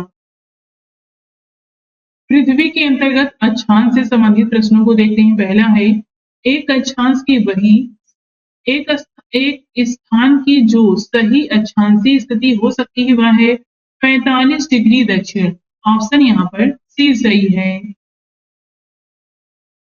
निम्नलिखित में से कौन सा एक ग्लोब पर बृहद वृत्त नहीं है? तो ये 60 डिग्री उत्तरी अक्षांश रेखा। ऑप्शन यहाँ पर इसमें डी सही होगा। विषुवत रेखा बाकी सभी हैं, ये डी वाला होगा जो नहीं है। शून्य अंश अक्षांश तथा शून्य अंश देशांतर अवस्थित है, अटलांटिक महासागर में है। ऑप्शन यहाँ पर ए सही होगा। शून्य अंश अक्षांश रेखा विषुवत रेखा एवं शून्य अंश देशांतर रेखा प्रधान मध्याह्न यामोत्तर रेखा का मिलन अफ्रीका के पश्चिम भाग पर स्थित गिनी की खाड़ी में होता है। यहाँ खाड़ी अटलांटिक महासागर अंध महासागर में स्थित है। प्रधान यामोत्तर ध्रुव वृत्ति तथा विषुवत भूमध्य रेखा का प्रक्षेप केंद्र बिंदु अवस्थित है अंध महासागर में। निम्नलिखित आकृतियों में भूगोलीय विवरणों पर विचार करके बताना है कि उपयुक्त आकृति में ए द्वारा अंकित बिंदु किस महाद्वीप में स्थित देश को व्यक्त करता है। तो यहाँ पे ये आप देख सकते हैं, ये जो बता रहा है ये यूरोप के बारे में है। ऑप्शन यहाँ पर इसमें सी सही होगा। एक विमान 30 डिग्री उत्तरी अक्षांश 50 डिग्री पूर्वी देशांतर से उड़ान भरता है और पृथ्वी पर विपरीत सिरे पर नीचे उतरता है, वह कहाँ उतरेगा? तो 30 डिग्री दक्षिणी अक्षांश से 130 डिग्री पश्चिमी देशांतर। ऑप्शन यहाँ पर इसमें डी सही है। आप यहाँ इसे डिटेल से विस्तार से भी देख सकते हैं। निम्नलिखित नगरों में से कौन दूरतम उत्तर में अवस्थित है? तो ये बीजिंग, न्यूयॉर्क, नई दिल्ली में से यहाँ पर रोम होगा जो उत्तर में अवस्थित है। ऑप्शन यहाँ पर डी सही है। इनका यहाँ पर अक्षांश क्या है ये आप देख सकते हैं। रोम का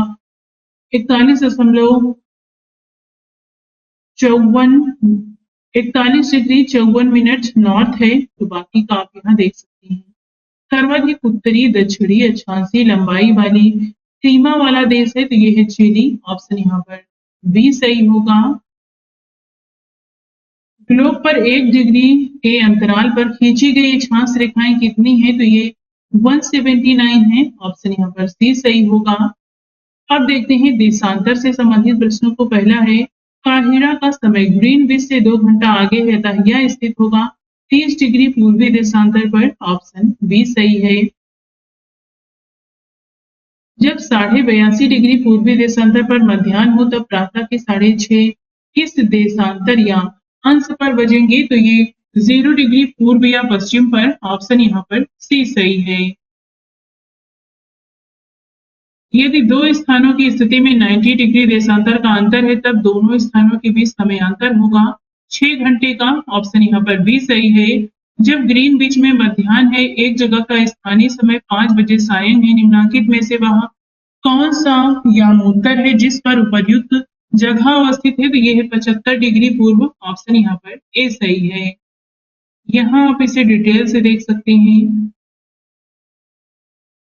कौन सा देशांतर प्रधान यामोत्तर के साथ मिलकर ग्लोब पर वृहद वृत्त का निर्माण करता है? तो ये है 180 डिग्री। ऑप्शन यहाँ पर डी सही होगा।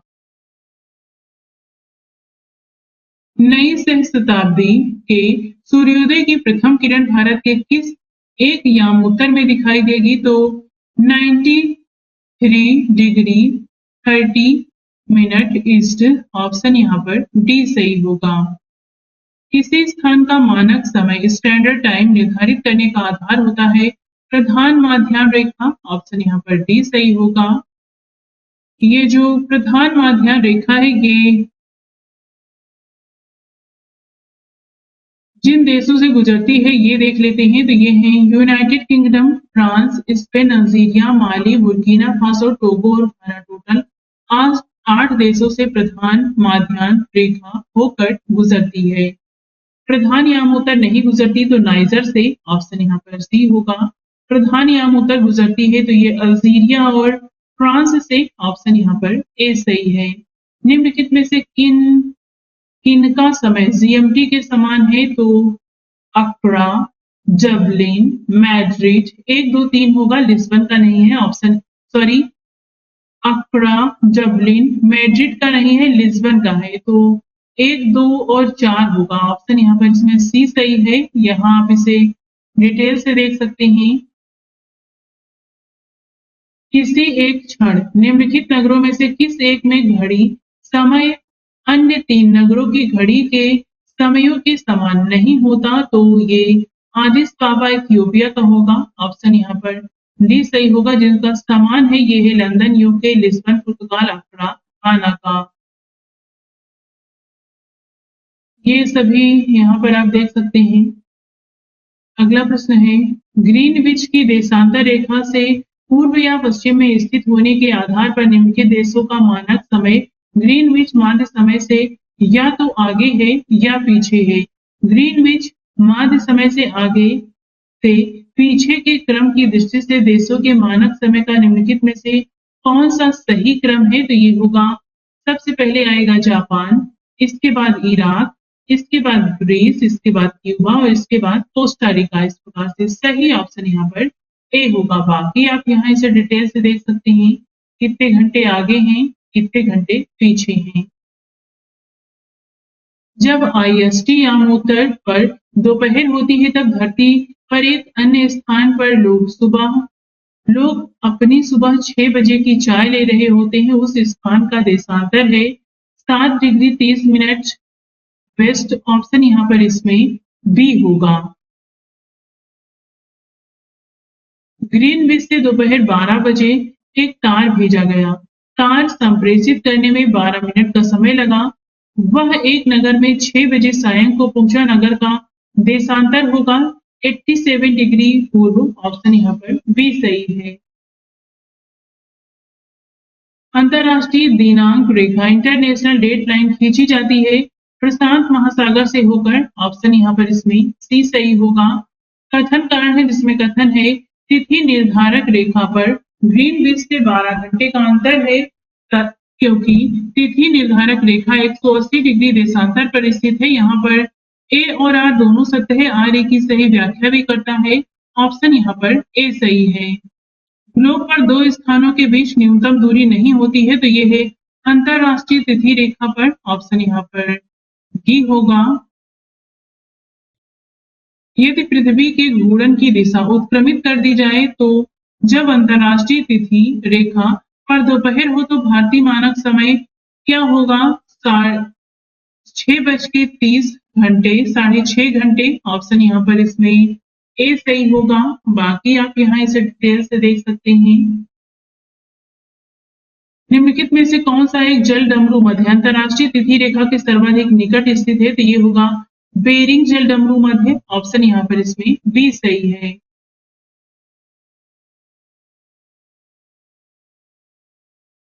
एक जहाज एल्यूसियन द्वीप समूह के पूर्वी छोर से डच हार्बर की ओर जा रहा है। 1 जनवरी 1999 को 23:30 बजे 180 यामोत्तर को पार करता है। यामोत्तर को पार करने के समय से 1 घंटे की यात्रा करने के बाद जहाज का कप्तान अपनी डायरी में कौन सा समय तथा तिथि दर्ज करेगा? जनवरी 2 यहाँ पर जनवरी 2 30 पॉइंट यहाँ पर 0.30 बजे का, तो ऑप्शन यहाँ पर इसमें बी सही होगा। बाकी आप यहाँ पर इसे डिटेल से देख सकते हैं। पश्चिम की ओर यात्रा करने वाले एक जहाज के कैप्टन ने 90 डिग्री पश्चिम देशांतर पर स्थानीय समय 10 बजे सोमवार लिखा है। यदि उसके जहाज की गति वही है जो पृथ्वी के घूर्णन की है, तो अंतरराष्ट्रीय तिथि रेखा पर वह किस स्थानीय समय और दिन को प्राप्त करेगा? तो ये 10 किस स्थानीय, तो यह 10 बजे सोमवार। ऑप्शन यहाँ पर इसमें बी सही होगा। अगर आप इसे डिटेल से देखना चाहें तो यहाँ पर आप इसे स्वयं से देख सकते हैं। किसी जहाज को सबसे कम समय में एक स्थान से दूसरे स्थान तक जाने के लिए निम्नलिखित में से किस मार्ग बनाना चाहिए? किसको मार्ग बनाना चाहिए? तो देशांतर को। ऑप्शन यहाँ पर सी सही है। किसी जगह का स्थानीय समय 6 बजे प्रातः है, जबकि ग्रीनविच मीन टाइम जीएमटी 3 बजे प्रातः है। उस जगह की देशांतर रेखा क्या होगी? 45 डिग्री पूर्व। ऑप्शन यहाँ पर इसमें बी सही होगा। यहाँ इसे डिटेल से देख सकते हैं। 90 डिग्री पूर्वी देशांतर पर स्थित थिम्पू भूटान का स्थानीय समय निर्धारित कीजिए जब ग्रीनविच 0 डिग्री में दोपहर के 12 बजे का समय है, तो ये 6 PM होगा। ऑप्शन यहाँ पर ए सही है। निम्नलिखित में से कौन सा एक समय की प्राकृतिक इकाई नहीं है? तो उष्णकटिबंधीय वर्ष चंद्रमास मानक समय नहीं होता, जो कि प्राकृतिक इकाई नहीं है, दिवस भी होता है। तो यहाँ आंसर हमारा सी होगा। अब हम देखने वाले हैं विषुवत रेखा और भूमध्य रेखा से संबंधित प्रश्नों को। पहला है पृथ्वी की भूमध्य रेखा की कुल लंबाई है लगभग 40,000 किलोमीटर। ऑप्शन यहाँ पर डी सही है।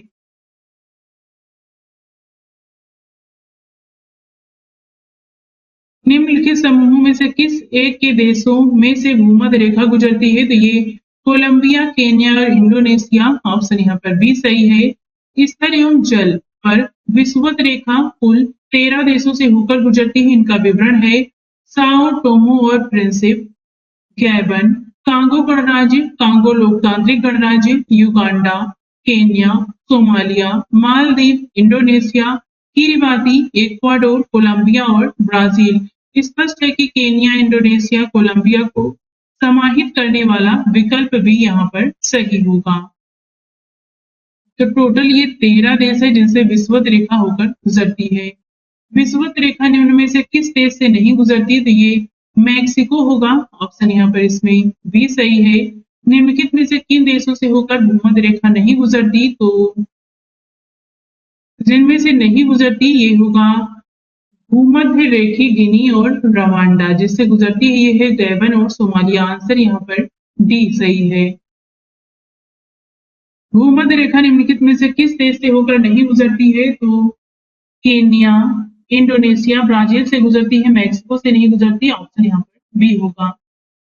निम्नलिखित में से बताना है भूमध्य रेखा पर अवस्थित है कौन कौन से देश? तो ये होंगे इसमें कोलंबिया और केन्या। ब्रुनोई वेनेजुएला नहीं है। ऑप्शन यहाँ पर इसमें बी होगा। भूमध्य रेखा गुजरती है केन्या से, ऑप्शन सी सही है। जिस अक्षांश पर वार्षिक तापांतर न्यूनतम होता है वह है भूमध्य रेखा, ऑप्शन यहाँ पर ए सही है। निम्नलिखित नगरों में से कौन सा एक भूमध्य रेखा के सर्वाधिक निकट है, तो ये है सिंगापुर, ऑप्शन यहाँ पर डी सही है। इनका अक्षांश आप यहाँ देख सकते हैं। भूमध्य रेखा, कर्क रेखा और मकर रेखा तीनों निम्नलिखित में से किस एक महाद्वीप से गुजरती हैं, तो ये है अफ्रीका महाद्वीप, ऑप्शन यहाँ पर ए सही है। इंटरट्रॉपिकल कन्वर्जन जोन्स ITCZ एक निम्न वायुदाब पेटी स्थित है, भूमध्य रेखा पर है, ऑप्शन यहाँ पर डी सही होगा। कर्क रेखा से संबंधित प्रश्नों को देखते हैं। पहला है मकर संक्रांति के समय कर्क रेखा पर दोपहर के सूर्य का उन्नतांश होता है 43 डिग्री, ऑप्शन यहाँ पर बी सही है। यहाँ से आप इसे डिटेल से देख सकते हैं। कर्क रेखा नहीं गुजरती है, तो ये ईरान से नहीं गुजरती, ऑप्शन सी सही है। कर्क रेखा ट्रॉपिक ऑफ कैंसर विश्व के जिन देशों से गुजरती है, तो ये देश हैं, यहाँ पर देख लेते हैं, तो ये है हवाई द्वीप, संयुक्त राज्य अमेरिका, मैक्सिको, बाहमास, माली, मारितानिया, नाइजर, अल्जीरिया, वेस्टर्न सहारा, लीबिया, सऊदी अरब, मिस्र, संयुक्त अरब अमीरात, भारत, बांग्लादेश, म्यांमार, चीन, ओमान और ताइवान। तो ये आपको ध्यान रखना है। नेक्स्ट अब देखते हैं मकर रेखा से संबंधित प्रश्नों को। पहला है निम्नलिखित में से कौन सा कथन पृथ्वी के गति के संदर्भ में सत्य है। पृथ्वी की अपनी दूरी पर पश्चिम से पूर्व घूर्णन के कारण मौसम परिवर्तन होता है। पृथ्वी के सूर्य के चारों ओर चक्कर लगाने के कारण धरती पर दिन व रात घटित होती है, तो ये दोनों ही कथन गलत हैं, ऑप्शन यहाँ पर इसमें सी सही होगा। डिटेल से यहाँ इसे देख सकते हैं। मकर रेखा नहीं गुजरती, तो ये बोलीविया से नहीं गुजरती, पराग्वे, अर्जेंटीना और ब्राजील से गुजरती है, ऑप्शन यहाँ पर ए सही है। मकर रेखा जिन देशों से गुजरती है ये हैं Brazil, Australia, Paraguay, Madagascar, Argentina, Mozambique, Chile, दक्षिण Africa, French Polynesia, France, Tonga, Botswana और नामीबिया। निम्नलिखित पर देशों पर विचार करके बताना है कि इनसे मकर रेखा गुजरती है, तो ये ऑस्ट्रेलिया, नामीबिया, ब्राजील और चिली जब सभी होंगे, ऑप्शन यहाँ पर डी सही है। जब सूर्य की किरणें मकर रेखा पर लंबवत पड़ती हैं तब भारत में निम्नलिखित में से कौन सी घटना घटित होती है। उत्तर पश्चिम भारत में उच्च वायुदाब विकसित होता है, ऑप्शन यहाँ पर ए सही है। अब देखते हैं दिन और रात से संबंधित प्रश्नों को। पहला है किस तिथि को दिन और रात बराबर होते हैं, तो ये 23 सितंबर है, ऑप्शन यहाँ पर बी सही होगा। 20-21 मार्च या फिर 22-23 सितंबर को समय विषुवत रेखा पर पहुंचता है। इन दो तिथियों को दोनों गोलार्धों में 12-12 घंटे के दिन व रात होते हैं। विषुव या फिर इक्विनॉक्स वर्ष के दो काल जब दिन और रात बराबर होते हैं होता है 21 मार्च और 23 सितंबर को, ऑप्शन यहाँ पर ए सही है। वर्ष भर दिन और रात कहाँ बराबर होते हैं, भूमध्य रेखा पर, ऑप्शन यहाँ पर सी सही है। उत्तरी गोलार्ध में कर्क संक्रांति के समय 12 घंटे का दिन होगा विषुवत रेखा पर, ऑप्शन यहाँ पर डी सही है। उत्तरी गोलार्ध में वर्ष का सबसे लंबा दिन आमतौर पर कब होता है, तो जून महीने के दूसरे पखवाड़े को, ऑप्शन यहाँ पर बी सही है। उत्तरी गोलार्ध में वर्ष का सबसे छोटा दिन होता है 22 दिसंबर को, ऑप्शन यहाँ पर बी सही होगा। वर्ष का सबसे बड़ा दिन होता है कौन सा होता है, तो यहाँ देख लेते हैं। उत्तरी गोलार्ध में 20-21 जून को वर्ष का सबसे लंबा दिन होता है, वहीं दक्षिणी गोलार्ध में 21-22 दिसंबर को सबसे बड़ा दिन होता है, परंतु विकल्प में 21 जून और 22 दिसंबर दोनों मौजूद हैं तथा प्रश्न में स्पष्ट नहीं हो रहा है कि किस गोलार्ध की बात की जा रही है, इसलिए ऑप्शन यहाँ पर इसमें बी और सी दोनों हो सकते हैं। किस तारीख को सबसे बड़ा दिन होगा, तो ये 21 जून को, ऑप्शन यहाँ पर सी सही है। दक्षिणी गोलार्ध में सबसे बड़ा दिन होगा 22 दिसंबर को, ऑप्शन यहाँ पर बी सही है। निम्नलिखित तिथियों में से किसमें दोपहर को आपकी छाया सबसे छोटी होती है, तो ये है जून 21, ऑप्शन यहाँ पर सी सही है। डिटेल से देखना है तो आप यहाँ से स्वयं से देख सकते हैं। ग्रीष्म एनान प्रतिवर्ष होता है 21 जून को, ऑप्शन यहाँ पर इसमें डी सही है। 21 जून की तारीख को सूर्य उत्तर ध्रुवी वृत्त पर क्षितिज से नीचे नहीं डूबता है। ऑप्शन यहाँ पर ए सही होगा। यहाँ पर आप इसे डिटेल से देख सकते हैं। अब देखते हैं पृथ्वी की उत्पत्ति से संबंधित प्रश्नों को। पहला है, निम्न विद्वानों में से किसने सुझाव दिया है कि पृथ्वी की उत्पत्ति गैसों और धूल कणों से हुई है? तो ये है ओसिम्ड। ऑप्शन यहाँ पर डी सही है। पृथ्वी की आयु निर्धारित करने में निम्नलिखित में से कौन सी विधि का प्रयोग करते हैं? तो ये है यूरेनियम डेटिंग। ऑप्शन यहाँ पर इसमें सी सही है। भूगर्भिक इतिहास से संबंधित पहला प्रश्न है, महान हिमयुग का संबंध किससे है? प्लिस्टोसीन से। ऑप्शन यहाँ पर ए सही होगा। निम्न कालों में से किसे प्रायः लघु हिम काल माना गया है? तो ये 1650 से लेके 1650 से 1870 ईस्वी के मध्य का है। ऑप्शन यहाँ पर इसमें सी सही होगा। डायनासोर का काल आज से कितने वर्ष पहले था? 18 करोड़ वर्ष पूर्व। ऑप्शन यहाँ पर बी सही है। महाद्वीप अलग कैसे हुए? विवर्तनी क्रिया से। ऑप्शन यहाँ पर बी सही है। निम्नलिखित महाद्वीपों में से कौन सा गोंडवाना लैंड का भाग नहीं था? तो ये है उत्तरी अमेरिका। ऑप्शन यहाँ पर ए सही है। पैंजिया के टूटे हुए दक्षिणी महाद्वीप को क्या कहते हैं? गोंडवाना लैंड कहते हैं। ऑप्शन यहाँ पर सी सही होगा। भारत प्राचीन सुपर महाद्वीप गोंडवाना लैंड का भाग था। इसमें वर्तमान समय का निम्न भूभाग शामिल था। तो ये अफ्रीका, दक्षिण अमेरिका, ऑस्ट्रेलिया सभी थे। ऑप्शन यहाँ पर इसमें डी होगा। कोकोस प्लेट किनके मध्य पाई जाती है? मध्य अमेरिका तथा प्रशांत प्लेट के मध्य। ऑप्शन यहाँ पर ए सही होगा। पृथ्वी पर मूलतः एक ही विशाल भूखंड था जिसे कहते हैं पैंजिया। ऑप्शन यहाँ पर बी सही है। पृथ्वी पर जीवन के प्रादुर्भाव का प्रथम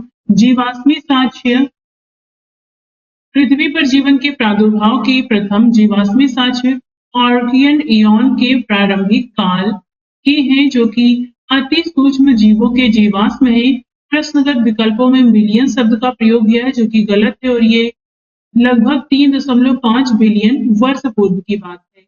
निम्नलिखित किस घटना या घटनाओं ने जीवों के विकास को प्रभावित किया है? तो महाद्वीपीय विस्थापन और हिमानी चक्र दोनों होंगे। ऑप्शन यहाँ पर सी सही है। भूपटल के टुकड़े मेंटल में गति द्वारा निरंतर धीमी गति से प्रवाहित होते हैं। सिद्धांत को क्या कहा जाता है? प्लेट टेक्टोनिक सिद्धांत। ऑप्शन यहाँ पर सी सही है। यहाँ पर आप इसे डिटेल से देख सकते हैं। लगातार कई परत जोड़ने वाली प्रक्रिया निम्नलिखित में से कौन सी है? समुद्र तल का फैलाव। ऑप्शन यहाँ पर इसमें सी सही होगा। वलन क्रिया किसका परिणाम है? पर्वत निर्माणकारी बल का। ऑप्शन यहाँ पर सी सही है। निम्नलिखित में से पटल विरूपण क्रिया के अंतर्गत कौन सी प्रक्रिया नहीं आती है? तो ये हम यहाँ देख लेते हैं। अंतर्जात बल के अंतर्गत पटल विरूपणी बल एवं आकस्मिक अंतर्जात बल आते हैं। पटल विरूपणी बल के कारण लंबवत एवं क्षैतिज संचलन दोनों गतियों को शामिल किया जाता है। ये मंद गति से कार्य करते हैं। क्षेत्रीय दृष्टि से इसे दो वर्गों में विभाजित किया जाता है, महादेशक जनक बल और पर्वत निर्माणकारी बल। पर्वत निर्माणकारी बल की व्याख्या प्लेट विवर्तनी सिद्धांत द्वारा होता है। आकस्मिक अंतर्जात बल के द्वारा आकस्मिक घटनाएं घटित होती हैं, जिससे भूतल के ऊपर तथा नीचे विनाशकारी परिवर्तन होते हैं। आकस्मिक बल के कारण प्रमुख रूप से भूकंप एवं ज्वालामुखी क्रियाएं घटित होती हैं। इनकी भी व्याख्या प्लेट विवर्तनी सिद्धांत से होता है। इस प्रकार विषमगामी, विषमांगी एवं भूकंप पटल विरूपण प्रक्रिया के अंतर्गत नहीं आते हैं। यहाँ भी बताना है कौन कौन से पृथ्वी के पृष्ठ पर गतिक परिवर्तन लाने के लिए जिम्मेदार है। तो ये विद्युत चुंबकीय विकिरण, भूतापीय ऊर्जा, गुरुत्वीय बल, प्लेट संचलन, पृथ्वी का घूर्णन और पृथ्वी का परिक्रमण, ये सभी होंगे। ऑप्शन यहाँ पर इसमें डी सही है।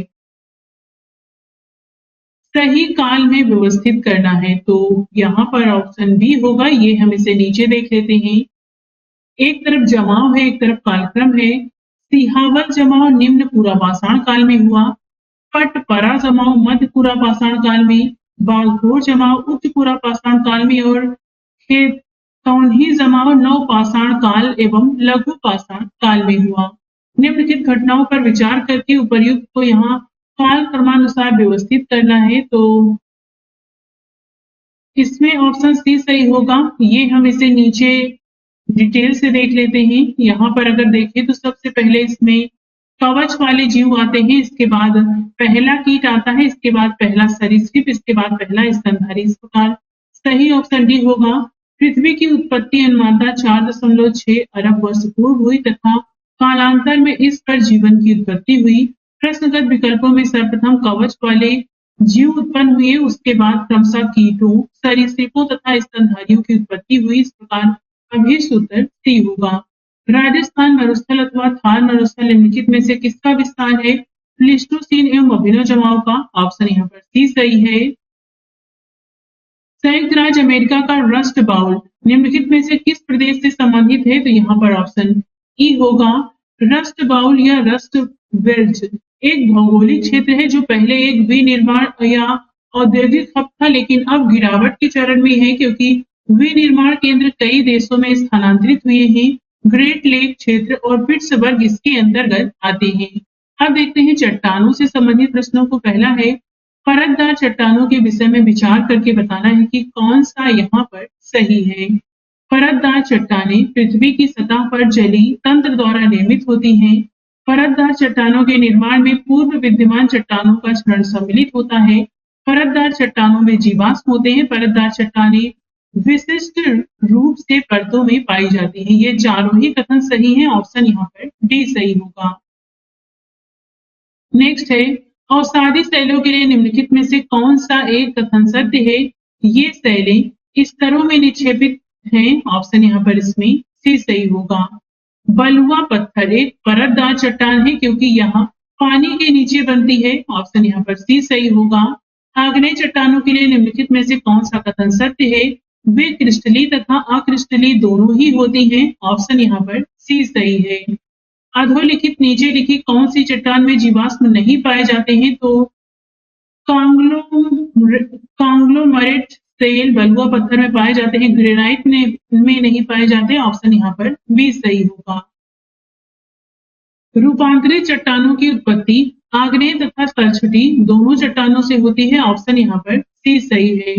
निम्न में से कौन सा रूपांतरित चट्टानों का उदाहरण नहीं है? तो संगमरमर स्लेट क्वार्ट्जाइट है, ग्रेनाइट नहीं है। ऑप्शन यहाँ पर डी होगा। निम्नलिखित में से कौन कायांतरित चट्टान का उदाहरण नहीं है? तो ये क्वार्ट्जाइट नाइस मार्बल होता है, डोलोमाइट नहीं है। ऑप्शन यहाँ पर डी सही है। निम्नलिखित में से कौन समूह से संबंधित नहीं है? तो नीस। चूना पत्थर बलुआ सैल एक समूह में आते हैं, नीस नहीं आता। दिए गए यहाँ विकल्पों में बालुका पत्थर, चूना पत्थर और सेल अवसादी चट्टान है, जबकि नीस एक कायांतरित चट्टान है। सामान्यतः नीस का निर्माण ग्रेनाइट या डायोराइट के रूपांतरण से होता है। इसके अलावा ग्रेवो अथवा सेल से भी इसका निर्माण किया जा सकता है। अब देखते हैं ज्वालामुखी से संबंधित प्रश्नों को। पहला है निम्न में से कौन सा एक मूल स्थल रूप है? तो यह है ज्वालामुखी शंकु। ऑप्शन यहाँ पर ए सही होगा।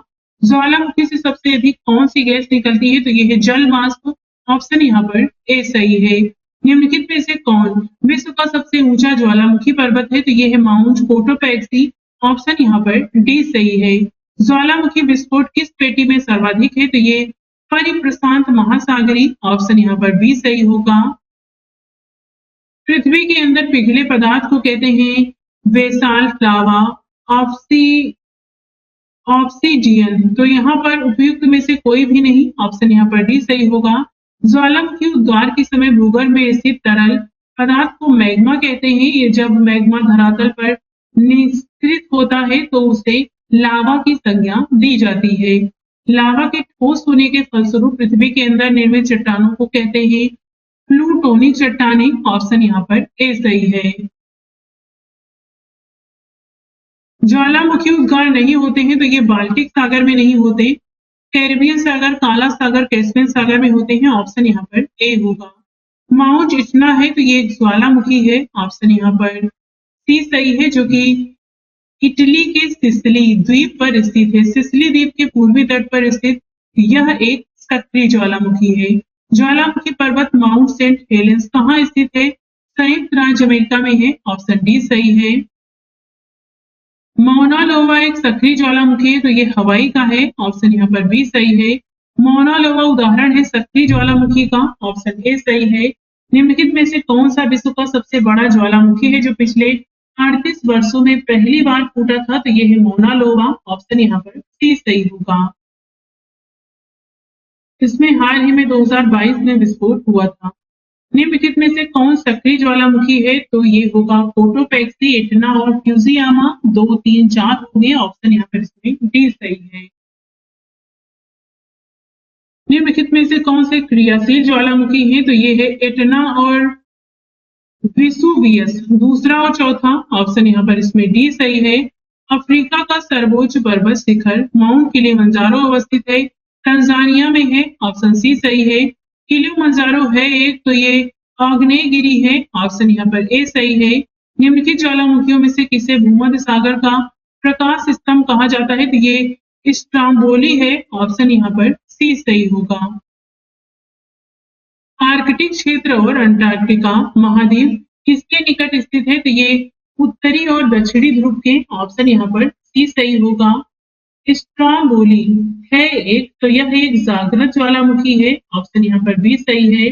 संसार का सर्वाधिक सक्रिय ज्वालामुखी है किरायू। ऑप्शन यहाँ पर सी सही होगा। और ये किरायू जो है ये संयुक्त राज्य अमेरिका के हवाई द्वीप में स्थित है। सूची 1 का सूची 2 से मिलान करना है। सही ऑप्शन यहाँ पर बी होगा। ये हम नीचे डिटेल से देख लेते हैं। माउंट एटना भूमध्य सागर के विशाल द्वीप सिसिली के पूर्वी तट पर स्थित एक सक्रिय ज्वालामुखी है।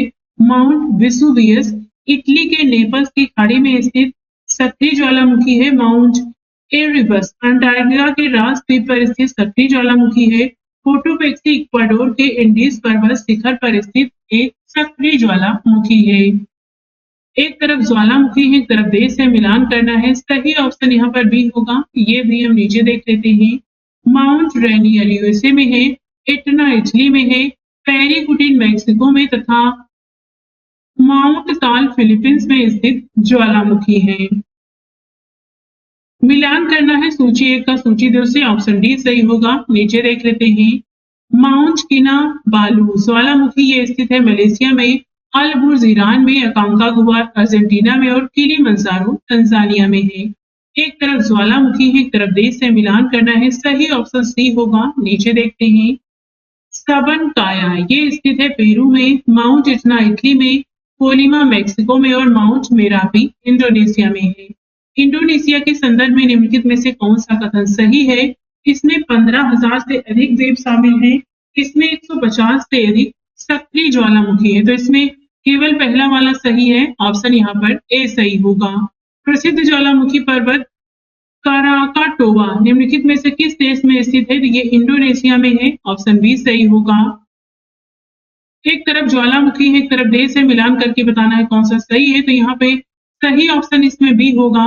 माउंट रेनियर स्थित है यूएसए में। माउंट एटना इटली में।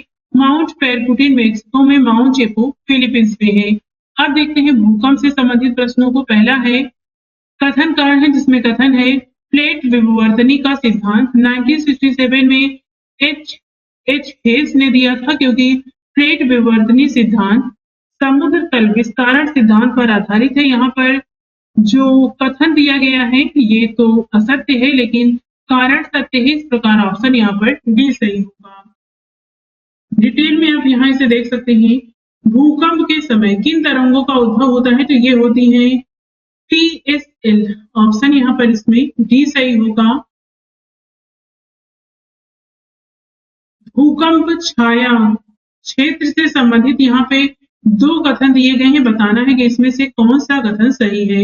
एक भूकंप का छाया क्षेत्र दूसरे भूकंप के छाया क्षेत्र से सर्वथा भिन्न होता है। तो पहला वाला सही है। भूकंप लेखी भूकंप अधिकेंद्र से 105 डिग्री बाहर किसी भी दूरी पर पी एवं एस दोनों तरंगों का अभिलेखन करते हैं। तो यहाँ पर दूसरा वाला कथन जो दिया गया है ये गलत है, पहला सही है। इस प्रकार पहला कथन सही है, दूसरा गलत है, ऑप्शन बी में होगा। डिटेल से यहाँ आप इसे देख सकते हैं। रिंग ऑफ फायर संबंधित है, तो ये संबंधित है भूकंप से, ज्वालामुखी से, प्रशांत महासागर से। ऑप्शन यहाँ पर ए सही होगा। निम्नलिखित कथनों पर विचार करके बताना है कौन सा कथन सही है। रिएक्टर स्केल एक लघुगणकी लॉगरिथम माप क्रम है यथा इसके फलस्वरूप परिणाम मात्रक में एक की वृद्धि आयाम के लिए 10 गुणक को निरूपित करती है, तो पहला वाला सही होगा। रिएक्टर स्केल में प्रत्येक पूर्णांक गठन पर ऊर्जा पूर्ववर्ती पूर्णांक पठन की ऊर्जा के 10 गुना होती है, तो दूसरा गलत है, केवल पहला सही है। ऑप्शन यहाँ पर ए सही होगा। डिटेल से आप यहाँ इसे देख सकते हैं। भूकंप के बारे में निम्नलिखित कथनों में से बताना है कौन सा कथन इसमें से सही है। भूकंप की तीव्रता को मॉर्केली स्केल पर नापा जाता है। भूकंप का मैग्नीट्यूड विमुक्त ऊर्जा की माप है। भूकंप के मैग्नीट्यूड भूकंपी तरंगों के आयाम से सीधे मापने पर आधारित है। रिएक्टर स्केल में हर पूर्णांक विमुक्त ऊर्जा के परिणाम में 100 गुनी वृद्धि का निर्देशन करता है, तो ये डी वाला चौथा वाला गलत है, बाकी तीनों सही हैं। ऑप्शन यहाँ पर ए सही होगा। यहाँ पर ये 10 गुने आयाम को बताता है, न कि 100 गुना। रिएक्टर पैमाने का उपयोग होता है नापने के लिए भूकंप की तीव्रता। ऑप्शन यहाँ पर ए सही होगा। भूकंप की तीव्रता का मापन किया जाता है रिएक्टर पैमाने पर। सिस्मोमीटर मापता है, तो ये भूकंप को। ऑप्शन यहाँ पर इसमें सी सही होगा। निम्नलिखित में से किस यंत्र का भूकंप तरंगों के मापन के लिए प्रयोग किया जाता है, तो ये है सिस्मोग्राफ। ऑप्शन यहाँ पर बी सही है। निम्नलिखित भाषाओं में सुनामी शब्द किस भाषा से संबंधित है, जापानी। ऑप्शन यहाँ पर बी सही है। वर्ष 2004 के हिंद महासागरीय भूकंप तथा उससे परिणामित सुनामी के संबंध में निम्नलिखित में से कौन सा कथन बताना है सही नहीं है। तो ये करंट का प्रश्न था। अब यहाँ से आंसर नहीं, इस प्रकार के प्रश्न, अब तो ये करंट का था, तो ये अभी नहीं पूछा जाएगा। इसमें जो गलत ऑप्शन था वो सी था, ये मैं बता दे रही हूँ। बाकी ये दोनों सही हैं तीनों, ये आप स्वयं से पढ़ लीजिए। नीचे भी मैं यहाँ इसे डिटेल से दिखा दे रही हूँ।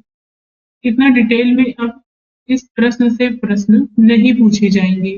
जापान के किस शहर ने हाल ही में विध्वंसकारी सुनामी एवं नाभिकीय विकिरण का सामना किया था, तो ये है फुकुशिमा। ऑप्शन यहाँ पर सी सही है।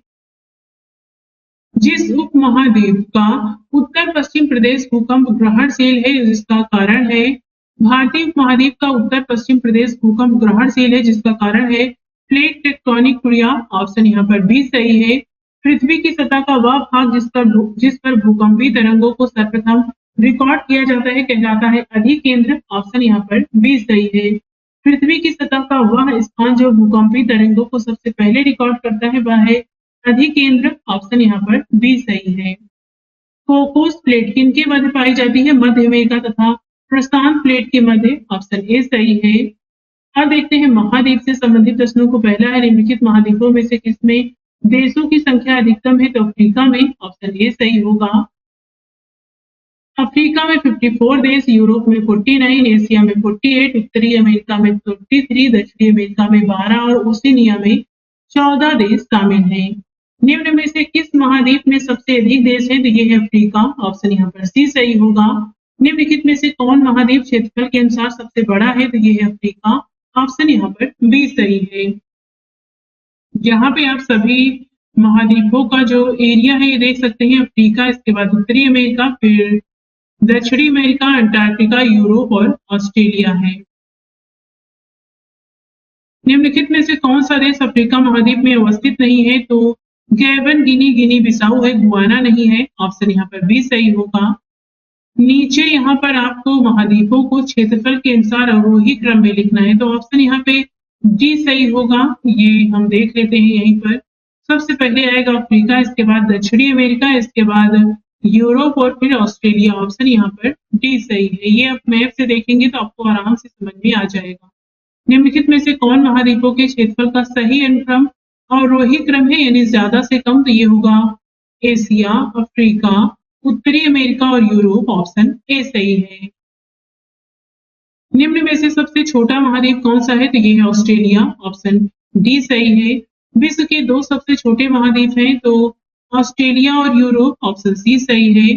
पृथ्वी के कुल भूमि क्षेत्र में अपनी अपनी विस्तृतता के अवरोही क्रम में महाद्वीपों का सही अनुक्रम क्या होगा? तो अफ्रीका, उत्तरी अमेरिका, दक्षिणी अमेरिका और यूरोप, ऑप्शन बी सही होगा। यहाँ पे आप इनका उत्तर देख सकते हैं। निम्नांकित महाद्वीपों में से किसमें प्रति व्यक्ति भूमि सर्वाधिक है? तो ये है ऑस्ट्रेलिया, ऑप्शन यहाँ पर डी सही होगा। निम्नलिखित में से कौन सा महाद्वीप संसार में सर्वाधिक माध्य ऊंचाई वाला है? तो ये है दक्षिणी ध्रुव अंटार्कटिका का, ऑप्शन यहाँ पर ए सही होगा। यहाँ पर 1, 2, 3, 4 करके देश बता रहे हैं आपको कौन सा स्थान किसको संबंधित करता है, तो ये हम देख लेते हैं। ये पहला वाला आप जो देख रहे हैं ये एंडीज है, दूसरा वाला ब्राजीलियन शील्ड, तीसरा वाला ये गुआना उच्च भूमि और चौथा वाला ये अमेजन बेसिन का क्षेत्र दर्शाता है। तो ऑप्शन यहाँ पर एक सही है। ये मैप आप देख लीजिए, यहाँ पे भी देख सकते हैं। एक तरफ भौगोलिक लक्षण, एक तरफ प्रदेश से बताना है कौन सा सही है। तो एटलस पर्वत उत्तरी पश्चिमी अफ्रीका में है, ऑप्शन यहाँ पर बी सही होगा।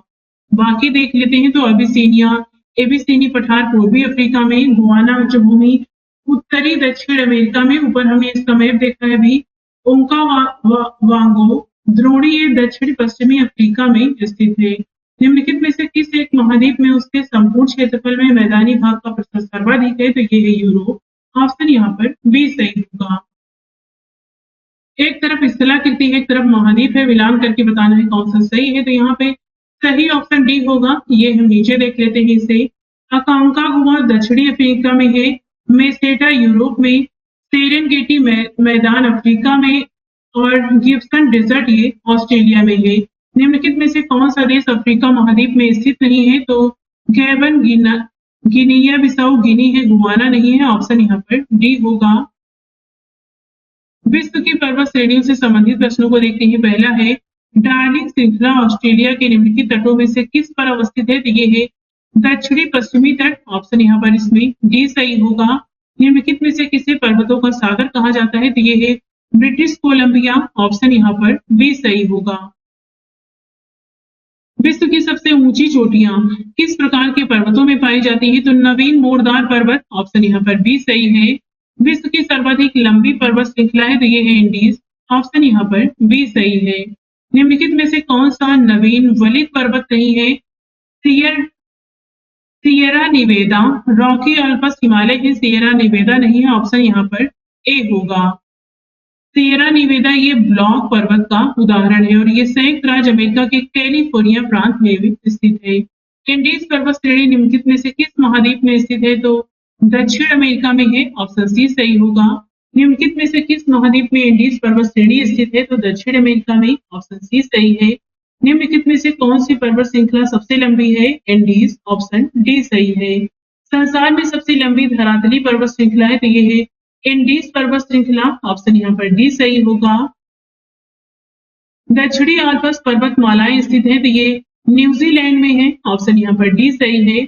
विश्व की निम्नलिखित पर्वत श्रृंखलाओं को उनकी लंबाई के अवरोही क्रम में बताना है, तो यहाँ पर ऑप्शन बी सही होगा। इसमें ये अगर हम इसे लंबाई के अनुसार नीचे देखें, सबसे पहले आएगा इसमें इंडीज, इसके बाद रॉकी, इसके बाद हिमालय, इसके बाद आएगा इसमें ग्रेट डिवाइडिंग रेंज। नीचे यहाँ पे लंबाई के अनुसार आप इसे स्वयं से देख सकते हैं, अवरोही क्रम है Indies, Rocky, great dividing range और हिमालय पर्वत श्रेणी। तो ये आप यहाँ डिटेल से देख लीजिए, नीचे भी दिखा दे रही हूँ मैं।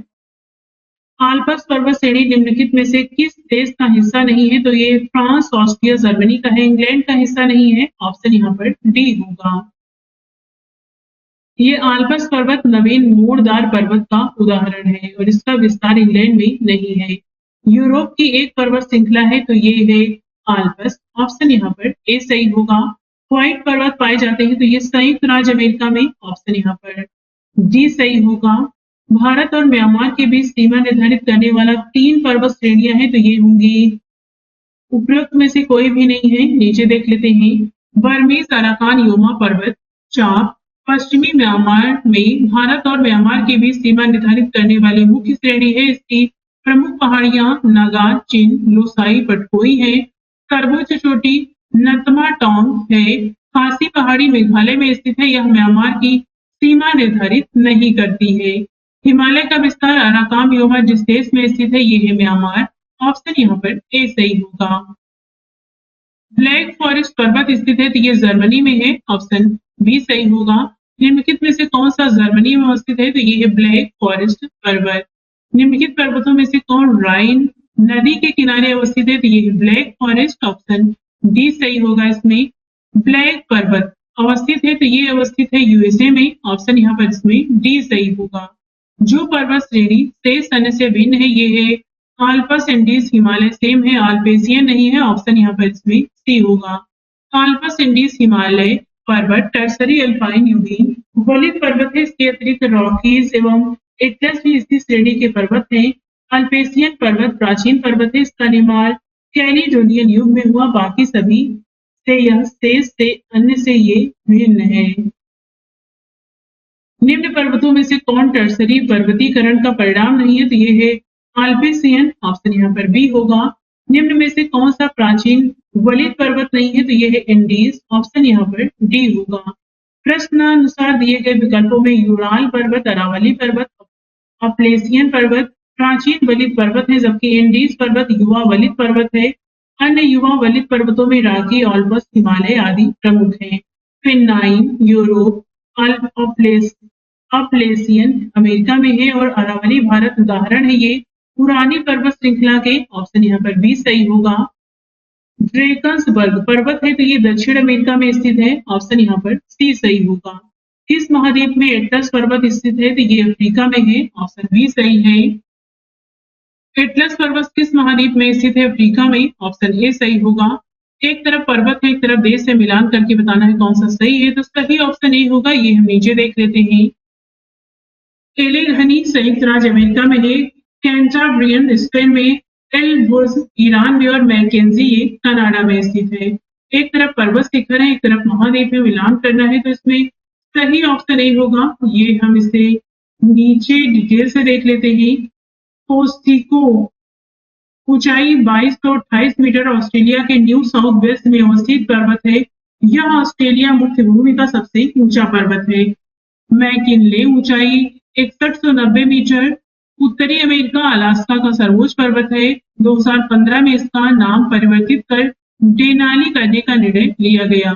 अल्ब्रूस ऊंचाई 5642 मीटर रूस एवं यूरोप का सर्वोच्च पर्वत है और किलिमंजारो 5895 मीटर ऊंचाई है, तंजानिया में स्थित है। यह अफ्रीका का सबसे ऊंचा पर्वत है। तो यहाँ पे सही ऑप्शन ए होगा।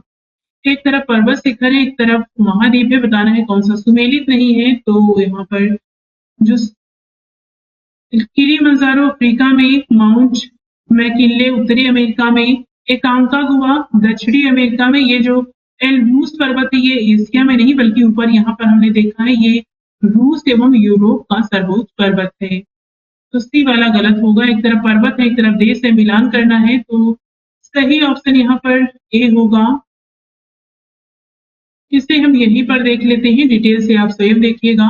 किलिमंजारो स्थित है तो ये तंजानिया में है। टूबकल स्थित है ये मोरक्को में है। स्टेनली स्थित है तो ये युगांडा में है और हॉगर अल्जीरिया में है। इस प्रकार सही ऑप्शन ए होगा। डिटेल से आपको यहाँ पर इसे स्वयं से कवर करना है। सूची 1 का सूची 2 से मिलान करना है। सही ऑप्शन बताना है कौन सा सही होगा। तो यहाँ पे सही ऑप्शन बी है। ये हम नीचे देख लेते हैं। आल्पस पर्वत श्रेणी वलित पर्वत है। वासदेस रंसोत पर्वत है। विंध्य ओसिस पर्वत और फ्यूजियामा ये ज्वालामुखी पर्वत के उदाहरण है। अगला प्रश्न है माउंट किटलिस स्थित है तो ये स्विट्जरलैंड में है। ऑप्शन यहाँ पर इसमें सी सही होगा। निम्नलिखित पर्वतों में से कौन सा इटली में अवस्थित है तो ये है एप्पीनाइन। ऑप्शन यहाँ पर ए सही होगा। स्पेन और फ्रांस के मध्य कौन सा पर्वत सीमा बनाता है तो ये है पिरेनीज। ऑप्शन यहाँ पर बी सही होगा। यूरोप में पिरेनीज पर्वत श्रृंखला किन दो देशों को अलग करती है तो ये स्पेन और फ्रांस है। ऑप्शन यहाँ पर ए सही है। कौन सा पर्वत फ्रांस व स्पेन के मध्य सीमा बनाता है तो ये है पिरेनीज। ऑप्शन यहाँ पर डी सही होगा। गोलन हाइट्स के नाम से जाना जाने वाला क्षेत्र निम्नलिखित में से किससे संबंधित घटनाओं के संदर्भ में यदा कदा समाचारों में आता है, तो ये है मध्य पूर्व, मिडिल ईस्ट। ऑप्शन यहाँ पर बी सही होगा। निम्नलिखित में से कौन सा एक मूल स्थल रूप है, तो ये ज्वालामुखी शंकु। ऑप्शन ए सही है।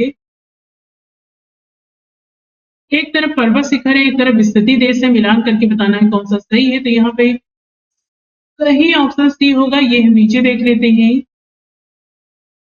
अल्ब्रूस या अल्ब्रूस रूस में है, किलिमंजारो तंजानिया में, अफ्रीका में, माउंट कुक न्यूजीलैंड में और मैकिन्ले संयुक्त राष्ट्र अमेरिका में स्थित है। एक तरफ पर्वत है, एक तरफ देश से मिलान करके बताना है कौन सा सही है, तो सही ऑप्शन ए होगा। नीचे देखते हैं। एटलस पर्वत मोरक्को में है, किलिमंजारो तंजानिया में, चिम्बराजो इक्वाडोर में और पिरेनीज ये फ्रांस और स्पेन में स्थित है। अब देखते हैं पठार से संबंधित प्रश्नों को। पहला है तिब्बत के पठार की समुद्र तल से औसत ऊंचाई है 5 किलोमीटर। ऑप्शन यहाँ पर डी सही होगा। डिटेल से आप यहाँ इसे देख सकते हैं। दक्षिण अमेरिका में खनिजों का भंडार जो क्षेत्र है वह है पैटागोनिया का पठार। ऑप्शन यहाँ पर इसमें सी सही होगा। पठार पर स्थित नगर है, तो ये है मैड्रिड। ऑप्शन यहाँ पर बी सही है। संसार की छत, रूफ ऑफ द वर्ल्ड किसे कहते हैं, पामीर के पठार को। ऑप्शन सी सही होगा। निम्नलिखित में से कौन सा सबसे बड़ा पठार है, तो ये है कोलोराडो। ऑप्शन यहाँ पर सी सही है। यहाँ पे इन सभी के आप क्षेत्रफल देख सकते हैं स्वयं से। टेलीग्राफिक पठार हिस्सा है, तो ये हिस्सा है उत्तर अटलांटिक कटक का। ऑप्शन यहाँ पर ए सही है। डिटेल से यहाँ देख सकते हैं इसे। निम्नलिखित में से कौन सा समूहन सही नहीं है, तो यहाँ पर पहला वाला जो है ये गलत है। बाकी सबको हम नीचे एक साथ देख लेते हैं। टेलीग्राफ पठार अटलांटिक महासागर में है, कोको कटक प्रशांत महासागर में, वेल्विस कटक अटलांटिक अंध महासागर में और अंग्लुहास बेसिन हिंद महासागर में। ध्यातव्य है कि टेलीग्राफिक पठार को हाइड्रोग्राफिक मिथक माना जाता है। अब देखते हैं घाटियों से संबंधित प्रश्नों को। पहला है संयुक्त राज्य अमेरिका के दक्षिण कैलिफोर्निया में स्थित मृतक घाटी डेथ वैली निम्नलिखित में से किसका उदाहरण है, तो ये रिफ्ट घाटी का है। ऑप्शन यहाँ पर डी सही होगा। शैतान का golf course Davis golf course नाम से प्रसिद्ध मृत्यु की घाटी डेथ वैली स्थित है, तो ये यूएसए में है। ऑप्शन यहाँ पर ए सही है। मृतक घाटी जानी जाती है इसकी अत्यधिक उत्सुकता के लिए। ऑप्शन यहाँ पर ए सही होगा। डिटेल से आप यहाँ इसके बारे में देख सकते हैं। संयुक्त राज्य अमेरिका की डेथ वैली अवस्थित है, तो ये कैलिफोर्निया राज्य में है। ऑप्शन बी सही होगा। पंजशीर घाटी अवस्थित है, ये अफगानिस्तान में है। ऑप्शन यहाँ पर सी सही है। संयुक्त राज्य अमेरिका में सिलिकॉन वैली अवस्थित है, तो ये कैलिफोर्निया में है। ऑप्शन यहाँ पर बी सही होगा। टेलार घाटी अवस्थित है, अंटार्कटिका में है। ऑप्शन बी सही है। ग्रेट अर्जियन बेसिन किस देश में अवस्थित है, तो ये ऑस्ट्रेलिया में है। ऑप्शन यहाँ पर बी सही है। बृहद बेसिन अवस्थित है, तो ये यूएसए में है। ऑप्शन यहाँ पर ए सही होगा। राजाओं की घाटी अवस्थित है, मिस्र में है। ऑप्शन यहाँ पर ए सही है। अंधी घाटियां पाई जाती हैं कॉस्ट प्रदेश में। ऑप्शन यहाँ पर ए सही होगा। निम्नलिखित में से कौन सी स्थलाकृति कॉस्ट प्रदेश में पाई जाती है, तो ये है सिंक होल। ऑप्शन यहाँ पर बी सही है। शुष्क प्रदेश मरुस्थल से संबंधित प्रश्नों को देखते हैं। पहला कथन कारण है, जिसमें कथन है विश्व के अधिकांश उष्ण मरुस्थल 15 डिग्री से 30 डिग्री उत्तरी एवं दक्षिणी अक्षांशों के मध्य महाद्वीपों के पश्चिमी किनारों पर स्थित है, क्योंकि व्यापारिक पवनें जैसे जैसे पश्चिम की ओर जाती है उनकी नमी और आर्द्रता में कमी आती जाती है। तो यहाँ पर ए और आर दोनों सही है। आर ए की सही व्याख्या भी करता है। सही ऑप्शन यहाँ पर ए होगा। डिटेल से आप यहाँ इसे देख सकते हैं। कथन कारण है, जिसमें कथन है मरुस्थल शाश्वत ऊर्जा उत्पादन के प्रभावकारी स्रोत हो सकते हैं, क्योंकि जितनी ऊर्जा मानव जाति एक वर्ष में उपभोग करती है उससे अधिक ऊर्जा मरुस्थल 6 घंटे में सूर्य से प्राप्त कर लेते हैं। तो यहाँ पर ए और आर दोनों सही है। आर ए की सही व्याख्या भी करता है। ऑप्शन यहाँ पर ए सही होगा। मरुस्थल परिभाषित किया जाता है उस क्षेत्र के रूप में जहां पर वार्षिक वर्षा 25 सेंटीमीटर से कम होती हो। ऑप्शन यहाँ पर इसमें सी सही होगा। पृथ्वी पर मरुभूमि होने की संभावना अधिक रहती है 23 डिग्री अक्षांश के आसपास। ऑप्शन यहाँ पर इसमें बी सही है। यहाँ पर आप इसे डिटेल से देख सकते हैं। निम्नलिखित में से किस महाद्वीप में मरुस्थलीकरण की समस्या न्यूनतम है? तो ये यूरोप में है। ऑप्शन यहाँ पर इसमें ए सही होगा। यूरोप महाद्वीप में मरुस्थलीकरण की समस्या न्यूनतम है। इसका प्रमुख कारण शीतोष्ण कटिबंध की शीतोष्ण स्थिति, प्रायद्वीपीय आकार, महाद्वीप के अंदर तक सागरीय जलीय क्षेत्र का प्रवेश तथा गर्म महासागरीय धाराएं हैं। संसार का सबसे बड़ा मरुस्थल है तो यह है सहारा। ऑप्शन सी सही होगा यहाँ पर। इनमें से विश्व का सबसे बड़ा रेगिस्तान कौन सा है? तो यह है सहारा। ऑप्शन सी सही है। संसार का सर्वाधिक जनसंख्या वाला मरुस्थल है थार। ऑप्शन यहाँ पर सी सही है। तकलामकाम मरुस्थल अवस्थित है तो ये चीन में है। ऑप्शन यहाँ पर भी सही होगा। एक तरफ मरुस्थल है, एक तरफ देश से मिलान करके बताना है कौन सा सुमेलित नहीं है। सोनोरन संयुक्त राज्य अमेरिका में है। तकलामकान चीन में है। कराकुम तुर्कमेनिस्तान में और गिब्सन ये ब्राजील में नहीं है। बाकी सभी सही हैं यहाँ पर। गिब्सन रेगिस्तान पश्चिमी ऑस्ट्रेलिया प्रांत में स्थित है। काराकुम मरुस्थल निम्नलिखित में से किस देश में स्थित है? तो ये कजाकिस्तान और यहाँ पर तुर्कमेनिस्तान। यहाँ पर बी और सी दोनों होगा आंसर। डिटेल में यहाँ पर देख सकते हैं इसे। दस्त ए लूट अवस्थित है तो ये ईरान में है। ऑप्शन यहाँ पर ए सही है। गोबी मरुस्थल किस देश में स्थित है? तो ये मंगोलिया में है। ऑप्शन यहाँ पर सी सही होगा। निम्नलिखित रेगिस्तानों पर विचार करके उन्हें उनके आकार के बढ़ते क्रम में व्यवस्थित करके सबसे छोटे से सबसे बड़े तक बताना है। तो यहाँ पर सही ऑप्शन बी होगा। ये हम नीचे इससे देख लेते हैं डिटेल से। सहारा मरुस्थल दुनिया का सबसे बड़ा गर्म मरुस्थल है और कुल मिलाकर अंटार्कटिका एवं आर्कटिक के बाद तीसरा बड़ा मरुस्थल है। इस तरफ मरुस्थल है, तरफ क्षेत्रफल दिया गया है सहारा, इसके बाद अरेबियन, इसके बाद गोबी, इसके बाद ग्रेट सैंडी। तो यहाँ पर जो बढ़ते हुए क्रम में पूछा है तो सैंड, गोबी, अरेबियन और सहारा होगा। कितने मिलियन वर्ग मील इनका क्षेत्रफल है ये आपको स्वयं से देखना है। दक्षिण एशिया का सबसे बड़ा मरुस्थल है तो ये है थार। ऑप्शन डी सही होगा।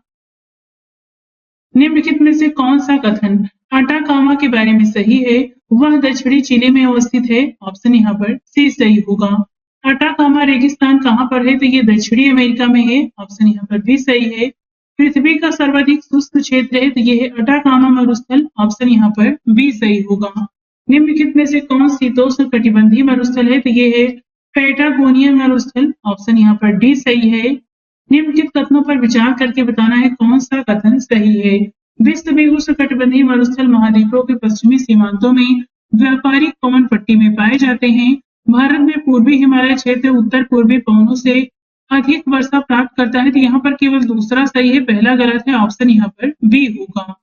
सॉरी, मैंने गलत बता दिया, आप इसे करेक्ट कर लीजिएगा। इसमें पहला वाला सही है और दूसरा वाला गलत है। ऑप्शन यहाँ पर जो होगा वो ए होगा। कालाहारी मरुस्थल अवस्थित है तो ये बोत्सवाना और नामीबिया में है। पहला और दूसरा होगा। ऑप्शन यहाँ पर इसमें सी सही है। निम्नलिखित में से कौन सा मरुस्थल दक्षिणी गोलार्ध में स्थित है? तो ये है कालाहारी। ऑप्शन यहाँ पर सी सही है। अफ्रीका और यूरेशियाई मरुस्थलीय क्षेत्र के निर्माण का मुख्य कारण क्या हो सकता है? यह उपोष्ण उच्च दाब कोशिकाओं हाई प्रेशर सेल में अवस्थित है। यह उष्ण महासागर धाराओं के प्रभाव में पड़ता है। यहाँ पर केवल पहला सही है। ऑप्शन यहाँ पर ए होगा, दूसरा वाला गलत है। डिटेल से यहाँ देख सकते हैं इसे। ग्रेट विक्टोरियन मरुस्थल कहाँ स्थित है? तो ये ऑस्ट्रेलिया में है। ऑप्शन यहाँ पर ए सही है। रेगिस्तान में आवास करने वाले जानवर कहलाते हैं मरुद्भिद जानवर। ऑप्शन यहाँ पर ए सही है। घास मैदान से संबंधित प्रश्नों को देखते हैं।